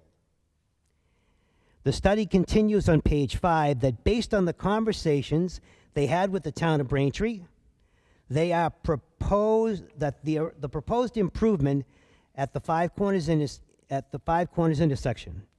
Langdon reached out to VHB, who was working with Mass DOT on the improvements, and said they were told that an adaptive traffic signal system will be implemented on Granite Street from Five Corners to the I-93 interchange, actually all the way to Wood Road. Improving Five Corners traffic control. I am not sure how a project that is still in the design stage and therefore the details are not even available can be used to help support the data that they're giving you that tells you they're going to do a better job with traffic. The report, it's a small one, I have it here, is got some fabulous information in it that was collected in 16 and in 17. This is a copy, stand by. This copy of the VHB report that was sent to the DOT and talks about all the existing conditions at 7 intersections from Braintree Five Corners down to Wood Road. It goes on to say that the traffic controller at Wood Road was updated fairly recently. However, the remaining 6 locations have antiquated equipment. Detection failures and faults were noted on all approaches to Five Corners. The emergency vehicle preemption, each of the cabinets were several generations old and turned off at most intersections. It also goes on to say that the intersections from Wood Road to the mall center are running on backup times, whatever that is. And in addition, all of these locations are running on holiday time. This report goes on to say, first page, and it's highlighted. There are also many instances of the data discrepancies in the Langdon traffic assessments. On page 5, on April 20th, they talk about 20 tractor trailers a day. On February 20th, 18, they talk about 34 tractor trailers coming to the Amazon Logistics Center. In summary, guys, this isn't about Amazon. I know Amazon has represented themselves as a wonderful new neighbor, creating new jobs and filling an unoccupied building. But I ask you to look at what we are getting with clear eyes. We are not getting an HQ part of Amazon with good paying jobs, and I've got another sign for that. We are getting nothing more than traffic, and more traffic. Over 2,200 cars and trucks a day going in and out of Campanelli Drive every day of the year, for argument's sake. In addition to that, there's going to be another 300 cars from the other tenant of the building going in and out of Campanelli Drive. Amazon has provided the building owners on Campanelli Drive a plan to get their trucks and cars off of Campanelli Drive. What I don't think they have done is anything about what will they do when those cars and trucks get onto Granite Ave. And there's a local. Keep the microphone with you, please. Get the handheld one.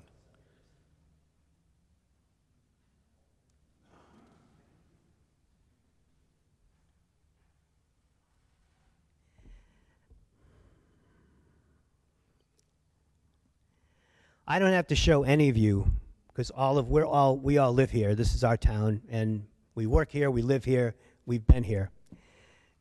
The idea of the traffic doing something different than what it typically does is not really realistic. As the chair said last month, Amazon or any company opening a logistics operation on Campanelli Drive should design and chart routes for their cars and their trucks. The chair also said that traffic studies are not always accurate. With that, I hope that the planning board would at least ask for a new traffic study that will be completed with the utmost accuracy, as well as reach out to the town of Braintree for Amazon to hold neighborhood meetings, which they haven't done once. Thank you very much for your time.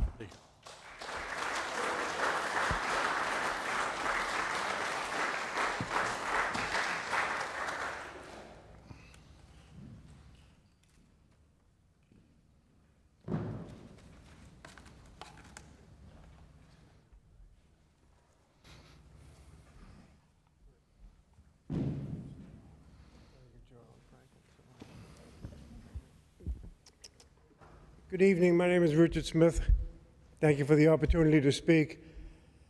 I'm a homeowner at 12 Margaret Drive in Braintree for 30 years, and I came here tonight to find out what the traffic impact was going to be on our neighborhood. It sounds rather devastating. And you people have the power to do something about it. Please help us. Thank you.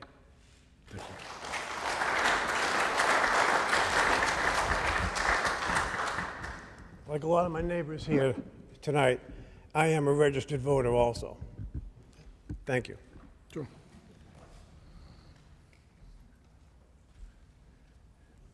Evening.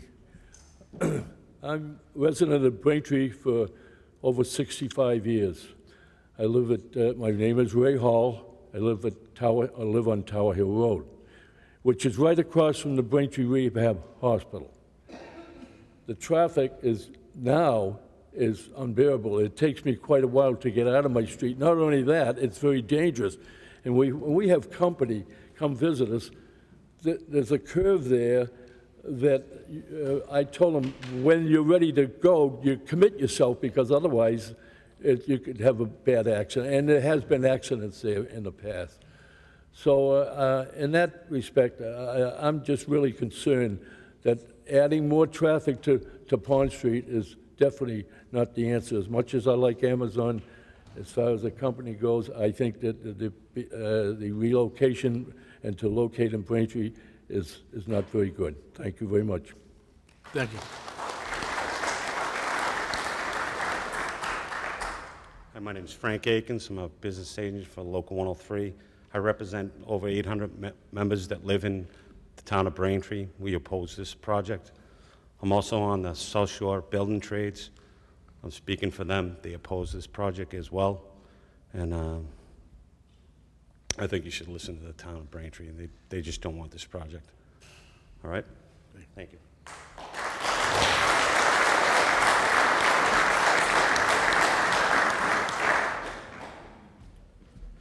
Hi, my name's Steve Illingworth. I live at 41 Pools Road in Braintree, and I'm a member of Local 103. I get off at Granite Ave every day on the way home from work, and fighting that traffic up past the plaza is a nightmare. And I start early in the morning, and I get off early in the afternoon. It only gets worse after I go through there. And the guys I carpool with are here tonight, And we can all attest to the effect of the traffic that this is going to have on us. And I think a company like Amazon, that's one of the most probably highly valued companies in the country, could be committed to making sure that our town isn't affected in an adverse way by traffic, by labor standards, by community standards.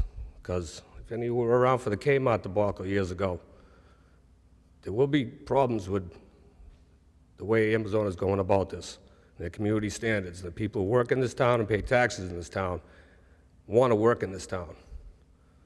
If you're okay with people being brought in from other states, other counties, the Berkshires, Western Massachusetts, to work on these projects, to create more traffic issues and potential labor issues, I think we could all say that a company the size of Amazon, who wants to subcontract drivers, pay low wages in their warehouse.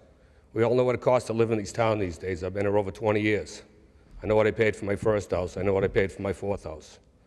So if people in Braintree want to work in Braintree and make a living wage, a company the size of Amazon can't work with us, the town, the people who work in this community, that I think we got a problem with this company, and I think they should stay out of here, find somewhere else to build their warehouse. And, you know, the woman made a very good point earlier. I mean, there's going to be subcontractors driving their own cars. We all know what UPS, all these other drivers are up against now with time constraints. These guys aren't going to be driving slow. They're going to be paid piecemeal. They're going to have to make as many deliveries as possible. They'll be driving their own cars up and down these roads. It's a huge company with tons of dough. Do it somewhere else. Don't do it here. Thank you.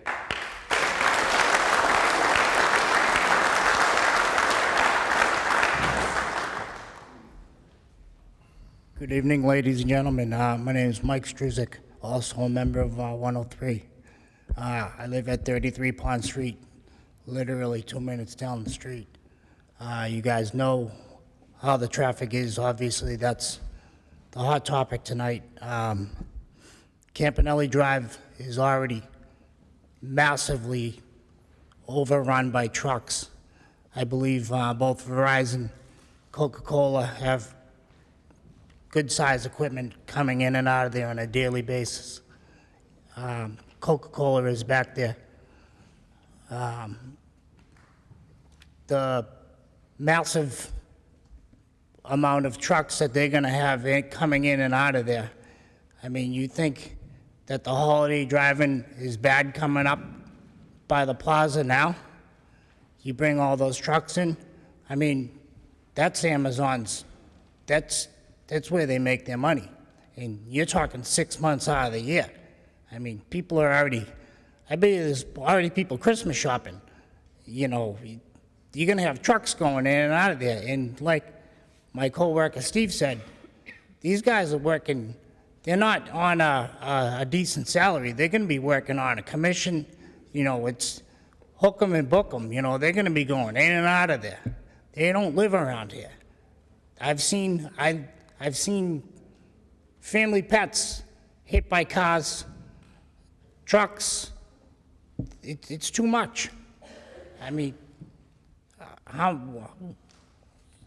when's enough enough? Honestly, just you need to give this a serious consideration here. It's not a good idea. There's plenty of other places they could put this business. And they got enough going back there as it is right now. They're not bringing anything to the table. I see them bring nothing to the town of Braintree.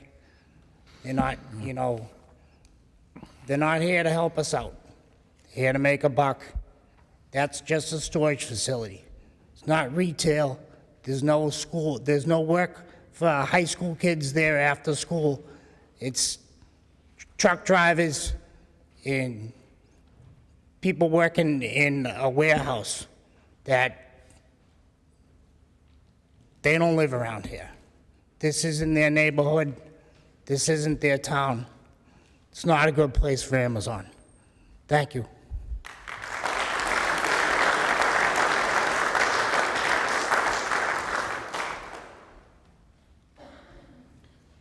My name is Shannon Conley. I am a resident at 287 Granite. Mass DOT put in a traffic counter yesterday. So I wanted to know if the new traffic information would be used before any decision was made. And as far as the traffic goes, it doesn't matter if it's a holiday or a weekday. Traffic on Granite Street starts at 2 o'clock from Forbes Road all the way up to Five Corners every single day. Thank you.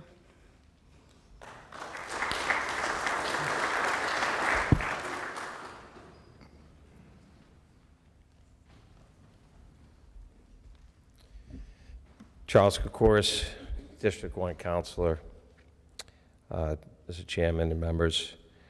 I have been contacted by many of my constituents in regards to the traffic issue. I think everybody that lives in Braintree or drives through Braintree understands that we are a town that has gridlock traffic on a regular basis. My overwhelming concern is how we add additional vehicles to an existing failing intersection of Five Corners and are able to keep us from having gridlock. So I have serious concerns about the traffic issues that we currently have and bigger concerns about additional traffic that would be added. I don't know if there's any other stop gaps that have been discussed as far as if the failing intersection becomes a greater failing intersection. I know that we have many demands. I know that there's a number of people that cut through Braintree on a daily basis. We are the cut-through town, but I think common sense says that what we have right now is a very difficult situation with traffic, and I'm here to represent my district and the constituents within my district and try to make it so that they can get in and out of their streets safely. And I know that living off of Pond Street, I mean, it's difficult just getting onto Pond Street in the morning. I know that folks that live on Granite Street and come out of many of the side streets along Pond Street going towards the Randolph line as well as Granite Street, it's a very difficult task. And I have not read the multi-page traffic study, and I do know that we do have a lot of problems with signalization on Granite Street, and we've had problems in the past. So, my recommendation is that we make sure that we look at all of these traffic issues that exist today before adding new traffic. And I just hope that whatever decision is made, that we put stop gaps in place to protect our residents, especially those residents that live in my district. Thank you. Thank you.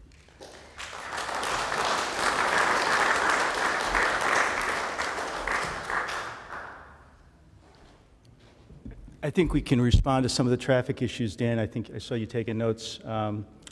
We've done, Dan has done some looking into some of the traffic questions that you asked before in terms of prior uses. He's filed a study showing that the traffic from this use is no worse than the traffic that was there previously when that warehouse was used as a liquor distributor in terms of hourly traffic. You've just heard a bunch of comments, observations from people who live in town and have seen traffic. We're not disputing that there's traffic on the roads here. What we are saying is we have a professional traffic study and a professional traffic expert who's run the numbers and done the analysis and has demonstrated with no contrary demonstration that the traffic from this project is not going to deteriorate level of service. We also have offered to contribute to mitigation, which would be part of a larger mitigation project for that Granite corridor, which would address not only the Amazon traffic, but would also is intended to address some of the issues that the residents talked about just now. So if you do have traffic questions, I would encourage you to ask them so that we can get answers based on the data. No. Where do you live? Whoa. Yours. Oh. No. Oh, I'm sorry. because he said he was gonna speak now. I'm not gonna start letting people running up and talk. He said he was gonna speak, and then you can come up. But don't just come up and start, let's do this orderly, because I know people want to say things. Good evening, and I'll be very brief given the late hour. In terms of the accuracy of the data that's been presented with respect to the traffic aspects of this application, the latest report that we've submitted to the township, dated April 20th, 2018, supersedes anything that was previously submitted. And just by way of reference, the resident had referred to a report that we had prepared in draft form back in February. That report was based on the Braintree Athletic Center traffic study that was submitted and ultimately approved by the town. And yes, that contained some older traffic count data. So our report, as it stands, April 20th, 2018, it supersedes everything that has come before it. And just so everyone understands, and our attorney just alluded to it, this applicant is making a commitment to off-site improvements and contributing towards those off-site improvements. This applicant has committed, both the applicant as well as the landlord, to have a traffic safety officer posted at Granite Street and Campanelli for the specific purpose of controlling traffic at that intersection, not only for Amazon's traffic, but all the traffic that's generated by the existing tenants within that industrial park. This applicant has also committed, specifically Amazon, to have their own staff monitor traffic operations along Campanelli Drive. If there's an issue along Campanelli Drive with respect to queuing that might be blocking some of the existing driveways of the other tenants in the park, then Amazon will immediately change its operation to reduce that queuing by changing how it's conducting its operations on site, whether that's holding back loaded vans inside the building or it's holding back vans before they get into the building. But Amazon will have the ability to react real time to make a change to their operation in the very unlikely event that there is an adverse traffic operation that they are creating. As it relates to the Granite Street corridor, yes, Mass Highway has a project that's in design that's going to put in an adaptive traffic signal system. What an adaptive traffic signal system is, it makes the signals smart and react to real-time traffic conditions so that you're optimizing and getting the greatest efficiency with respect to operations and capacity. A similar request has been made along Granite Street for not only if a new signal is put in at Campanelli and Granite, but also for the one at Pond and the one that serves the high school. So the adaptive system to make the signal smarter and operate more efficiently is something that this applicant has agreed to participate in along the Granite Street corridor. That is not part of the state project. So when you take it in totality, not only is this applicant and the landlord committed to control the traffic as it relates to traffic along Campanelli and specifically at the Granite Street intersection, but there's also a commitment to participate in implementing a system which would be adaptive traffic signals along Granite to address some of the concerns that the residents have raised this evening. Thank you.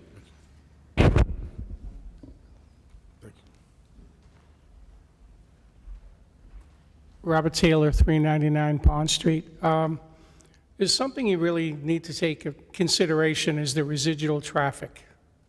And what do I mean by residual traffic? I know that he's talking about a safety officer being down there. There's only 6 officers that are on duty at a given time on a shift. I know, I haven't spoken to the chief at one point. But to get back to the residual traffic, especially in the condominium development, which is almost right up at the lights, people are going to look for places to go to escape the intersections, the traffic, the congestion. And they're going to go down streets that they have no idea where they're going. And there are going to be kids, and you have the high school. And people aren't going to be watching how they're driving. And trust me, you just had an individual or a car not too long ago on Pond Street go into the river, and I've actually saw a woman go into the set of trees up by the school. So I think the traffic study's good. having the safety officers good down on Granite Street, but you got to take in consideration, people are going to look for another point to go, and they're going to go into a street they're unaware of, especially into the condominium development on Riverbend, and they're going to end up where kids are coming in the street coming from the school. So you really got to look at the safety aspect of the kids in the neighborhood and the schools itself. And I thank you.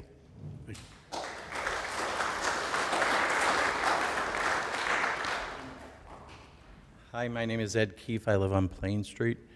I've lived here all my life, and I've watched the town change an awful lot, and I really don't like where it's going. I'm not enjoying the community that I grew up in. I don't know if anybody, I understand that there's a lot of studies being done about the current traffic situation. Has there been any done about future traffic situations? There's no forecast as far as the expressway is concerned, on and off ramps. They're saying now, what, 200 cars an hour? I'm pretty sure that's going to change, right? As the years go on, we're going to see more and more vehicles that are going to be on our local roads. Is that correct? Do we know? No. So we're relying on an enormous corporation, to provide us with the information and give us their word that things are going to remain the same. But I mean, if they're a profitable corporation, chances are they're not going to remain the same. So it's just going to continue to be a burden on our community every single day. I mean, this isn't something that's going to go away. Once you have this kind of a facility in your community, it inundates your community with traffic. And these kids that are driving these cars, they're not responsible. They could care less about you. They've got a package to deliver. They don't, they're not concerned about traffic lights or stop signs or lights on red. So I don't want to see this in my community. I really don't. Thank you.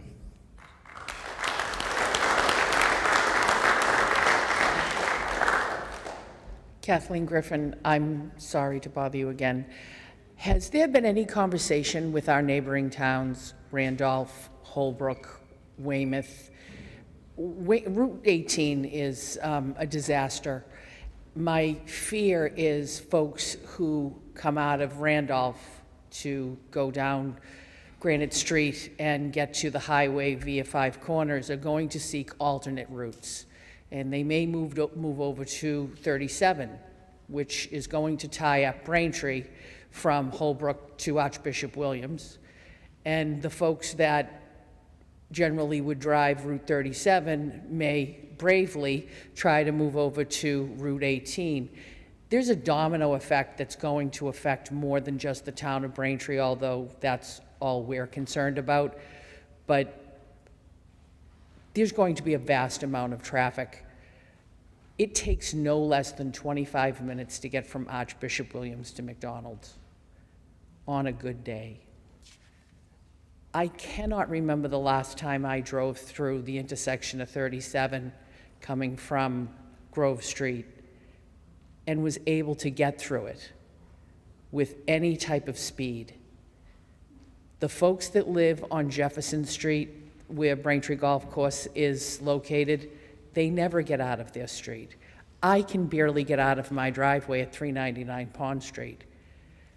There have been accidents there on multiple occasions. There's a huge domino effect that's going to happen here, and these people don't live in these communities. They're not part of our community. They don't care about our kids, they don't care about our streets, and they don't care about our rules. They just want to make money. It just doesn't seem very fair to the people who have contributed to this community for so long.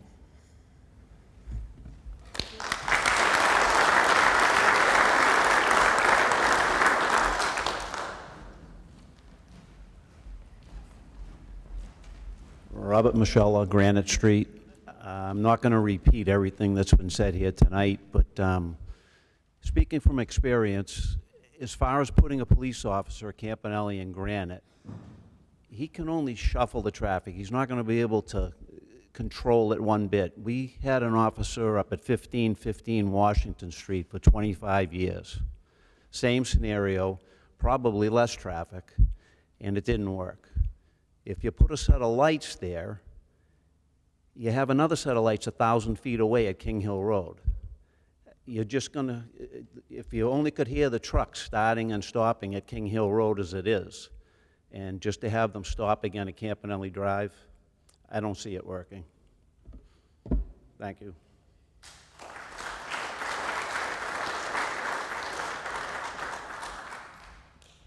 Good evening. My name is Hunter Emerson. I'm with Equity Industrial Partners, the owner of the property. And we bought this property about 3 years ago, and I'm not from Braintree originally. I'm not a traffic expert, and so this has been a pretty enlightening experience. I think most of my experiences at Braintree were going to South Shore Plaza. I've been through Five Corners a few times, and I've realized that there's been some traffic problems there. So my history goes back really about 3 years. So all I know is what I know, and I realize that there's a lot of people that are lifelong residents of Braintree that have some real concerns about the traffic, and there clearly is a traffic problem, and us putting a tenant in that building is not going to solve it. But what I can tell you is that our building's been empty for 2 years. Nobody's been going in and out of that building for the last 2 years, so you know, there's been a traffic problem with or without that building in existence. And I don't want people to forget that when United Liquors was there, they had people coming to that building, 350 people coming to that building Monday through Thursday to come to work. That doesn't include the people that are driving the trucks in and out of the building, okay? On Fridays, they had their sales team come in, which is an additional 250 people. They had almost 600 people coming in and out of that building every Friday. And I also want everybody to realize the Amazon lease contemplates us mothballing 90,000 square feet of office space that will be vacant and not occupied, that could otherwise be occupied by 300 to 400 workers with any other tenant that occupies the building. And the last thing I want to leave you all with is that Amazon is coming before the planning board because they're applying for this permit as a transfer facility. Okay, a transfer facility is not allowed by right. A warehouse use is allowed by right, and a warehouse use does not have to come before the planning board. That's my understanding. There's, in my experience, there's a little bit of gray between what defines a transfer facility and a warehouse. So if this Amazon deal doesn't transpire, we are going to lease a 480,000 square foot building to a warehouse user that might have 500 employees and 100 trucks going out, and the difference between a warehouse and a transfer facility is how frequently those trucks come and go. And how we actually define that, I'm not sure exactly what that formula is. But the bottom line is that there will be an occupant of that building, because that's why we bought the building. We do want to make money. We're not looking to make life worse for anybody, but it's a warehouse building. That's what we do. So I hope that is somewhat enlightening. Thank you. All right.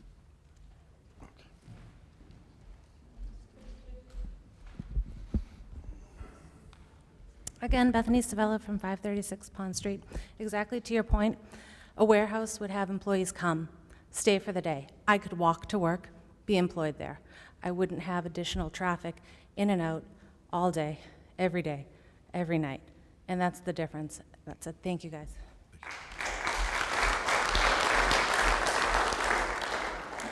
Good evening, Mr. Chairman. Frank Marinelli. I represent Bruce Levine, who is the owner of the building, please. And Hunter Emerson, who previously spoke. We need to hear your address. 1 Marinelli Court, Braintree. I'm a lifelong resident of Braintree. Thank you. I live here. And let me also say I represent the owner of the 450,000 square foot building that is vacant, as Hunter presented. And as Hunter aptly also presented, a warehouse can go in as a use by right, same as United Liquors was. You know, if you genuinely care about traffic, and I drive Granite Street every day, I'm out and about in town at my office and so forth. This is a $22 million investment that these gentlemen have made. They're going to invest up to another $10 million as far as commercial real estate tax assessment, which helps every resident in this town to keep the residential tax rate low. There are going to be jobs, whether they're third-party jobs, and I'm not going to. Nobody should be arguing about what kind of jobs. Everybody that has a job is happy to get the paycheck. Let me also say, Hey. and we've shown speakers respect here tonight. Every speaker, whether or not they have standing or not, whether or not they're associated with a union, and whether or not they really live in Braintree or what the circumstance is. Everybody has had the respect of this board. I would ask for the same as a resident of Braintree and as fully disclosed representing Mr. Levine and representing EIP Properties. They have a good proposal in terms of the conditions that have been drafted. You're not going to get that with a warehouse user. Amazon is a global company, and with Amazon and even some of the folks that are concerned about traffic, we're all concerned about traffic. There's traffic everywhere. Braintree has a lot of traffic. I have to wait to get out of my office on Washington Street often. But there are times when you can freely go through the corridor as well. But this is an opportunity as framed with the mitigation conditions. There's $1 million that's going to be pledged by the applicant and the owner for the adaptive permitting purchase of equipment and installing of adaptive signal controls, equipment cabinet upgrades, geometric configurations, roadway stripings, new signal heads. It's all in Condition 49D. These are mitigation measures that are part of the record. You're not going to get that from a warehouse that can move in by right, another United Liquors with the hundreds of vehicles, the hundreds of trucks and vehicles. They are doing something for the community. They have pledged $1 million of mitigation funds and all of the mitigation provisions that have been drafted in this set of draft conditions. And really, as a matter of public record, people should take the time to read it and see the improvements that will be made on the Granite Street corridor. Thank you, Mr. Chairman. Thank you. Anybody else wish to speak at this point?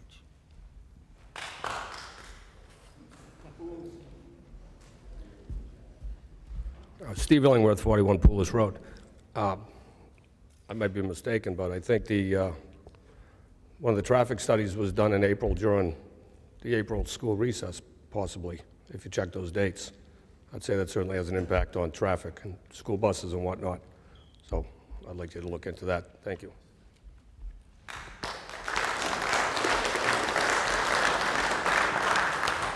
Anybody else wish to speak at this point?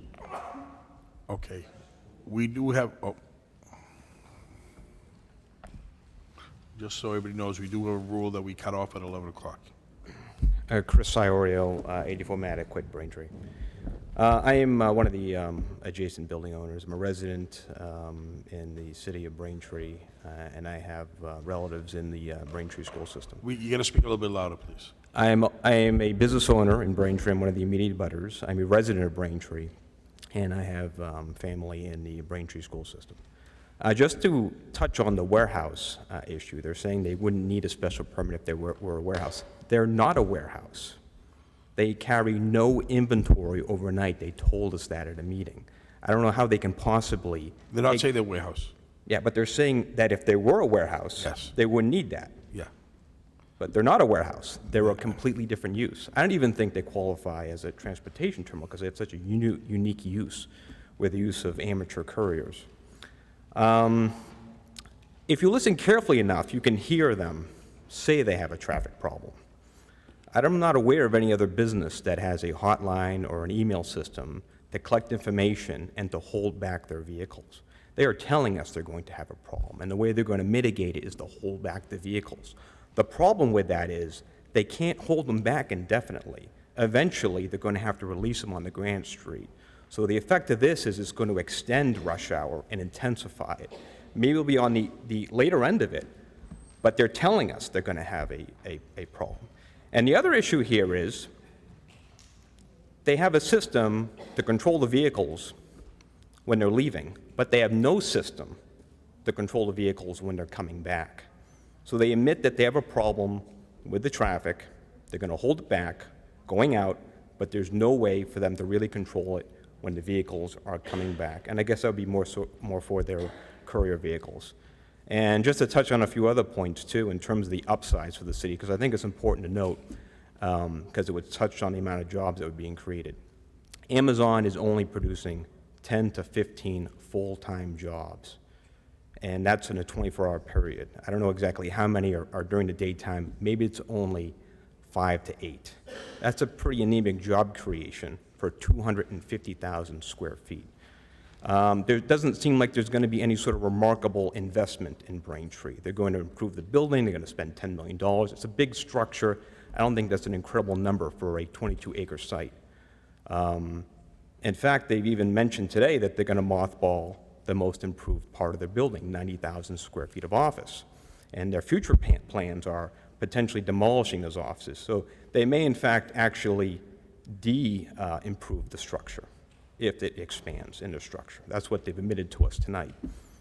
So I think it's important for us to better understand what their control system is when the vehicles are coming back. Now, it's quite clear we have, with the 800 union people here, there are thousands of family members in Braintree that have concerns. So I think it's important that we do an independent traffic study to sort of really take a close look and to make sure that we're not going to have a problem and not take it on the current traffic study, because as the other business owners pointed out, there were a variety of issues that I think need to be addressed. That's all I have right now. Thank you. Thank you.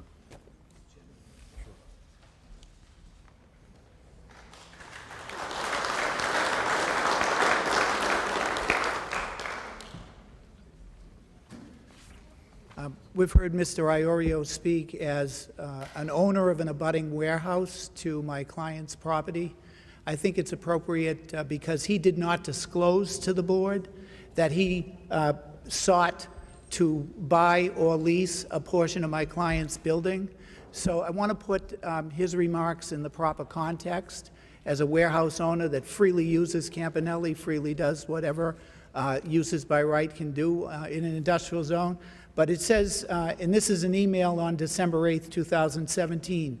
Number 2, we buy into 175 and rent approximately 100,000 square feet. After significant build-out, we would move our entire operation over. So a few key bullet points that will help me make this happen on our side. Initial buy-in with X dollars up to 50 to 60% to start. Ability to increase our percentage of ownership over time. We normally grow at 10% to 20% per year. But this year, it looks like we'll be up 30 to 40%, so super year for us. 2018 is looking great as well. Thanks. That was December 8th. That proposition was rejected on December 12th. So that gives some context to Mr. Iorio's comments, who has spoken in this hearing a couple of times, and I hope the board will weigh the appropriate credibility in terms of the remarks that have been put in the record by Mr. Iorio. Thank you. All right, I need to respond to that. I don't really understand why he's even bringing it up. They had a building for lease next to us, and we needed more space. We're in 35,000 feet now. We rented some additional space in Braintree. So we're up to 47,000 feet. We're growing rapidly. Actually, I think we're growing faster than Amazon 2 years in a row. We need 100,000 feet. We'd like to expand in Braintree. There isn't any space available, and we'd like to even have the ability to go to 200,000 square feet. Yes, we did talk to them. They're our neighbors, and we talked about maybe a deal. It didn't happen. I don't think he's going to rent space to me now. And the reason why we couldn't enter into the arrangement without buying a majority stake is because we were going to probably make an investment of $10 to $20 million in the city of Braintree for 100,000 square feet. Unfortunately, we can't find a site to do that. In terms of job creation per square feet, we're generating easily 1,000% the jobs as what is being proposed with the Amazon facility. So I think it would be a good use for the site. I don't know why he's bringing it up. We're a growing business. We need space. They got a building next door for lease. We engaged them. They rejected the terms. I don't think they'll even entertain anything right now, and that's just the way it is. Maybe in the end, we have to leave the city of Braintree. So, but I'm under no illusions now that they're going to, if this deal gets killed, they're going to engage us with open arms and say, please rent our building. All right, thank you. Thank you. Anybody else will speak? One final point I'd like you to consider that hasn't been brought up is that on Pond Street, 5 days a week during the school session, there's school buses going up and down. And I think that that's going to create a situation that perhaps not going to be too comfortable with.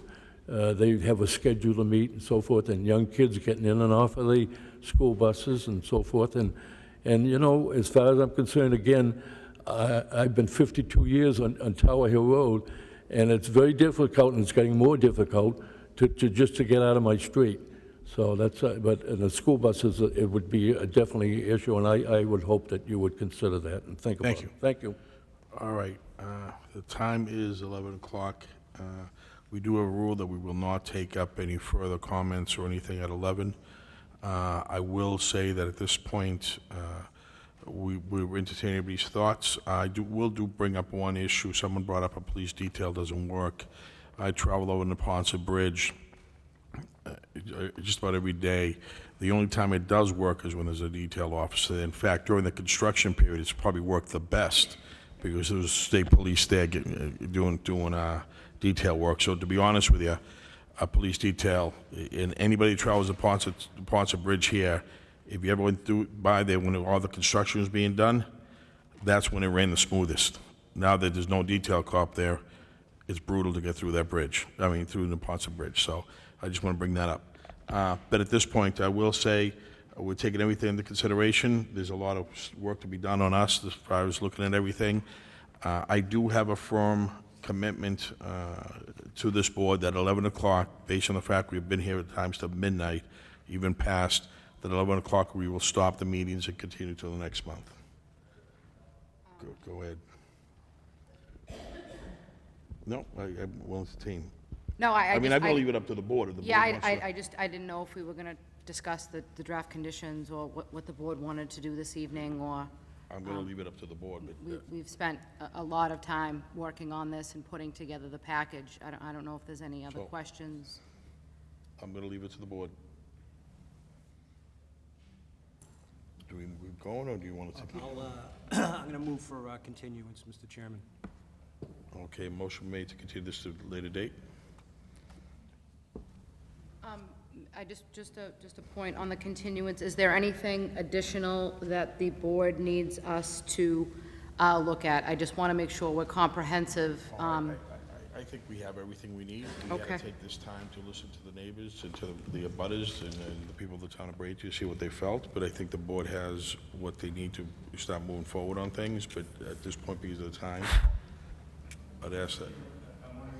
Entertain maybe a special meeting to hear this. We've waited quite late the last two meetings. I know that's not, I appreciate the burden. I've sat on boards like yours, but if it's possible to schedule an interim hearing, we'd appreciate it. I think because one of the members may not be here in August, maybe a special meeting may, I won't be here in August either. that's what I'm saying, maybe a special meeting to the end of July. Is that possible?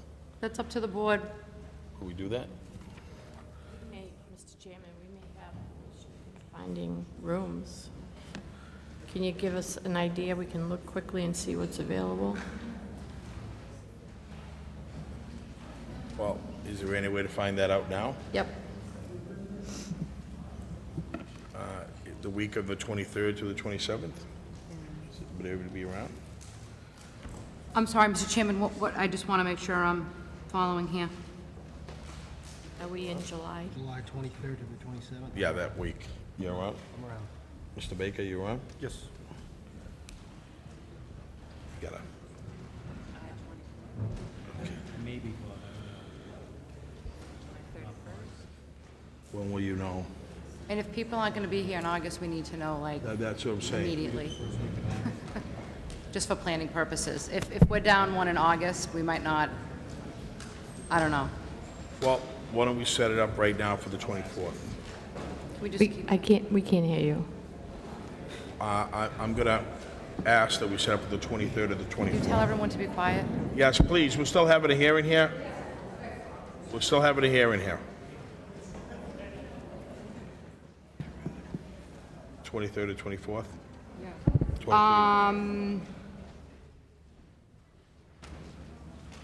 Yeah, is there anything available? So the week of the 23rd, Monday, the 23rd and the 24th, this room's available. Okay. It's not available on the 25th. Want to do the 23rd or 24th?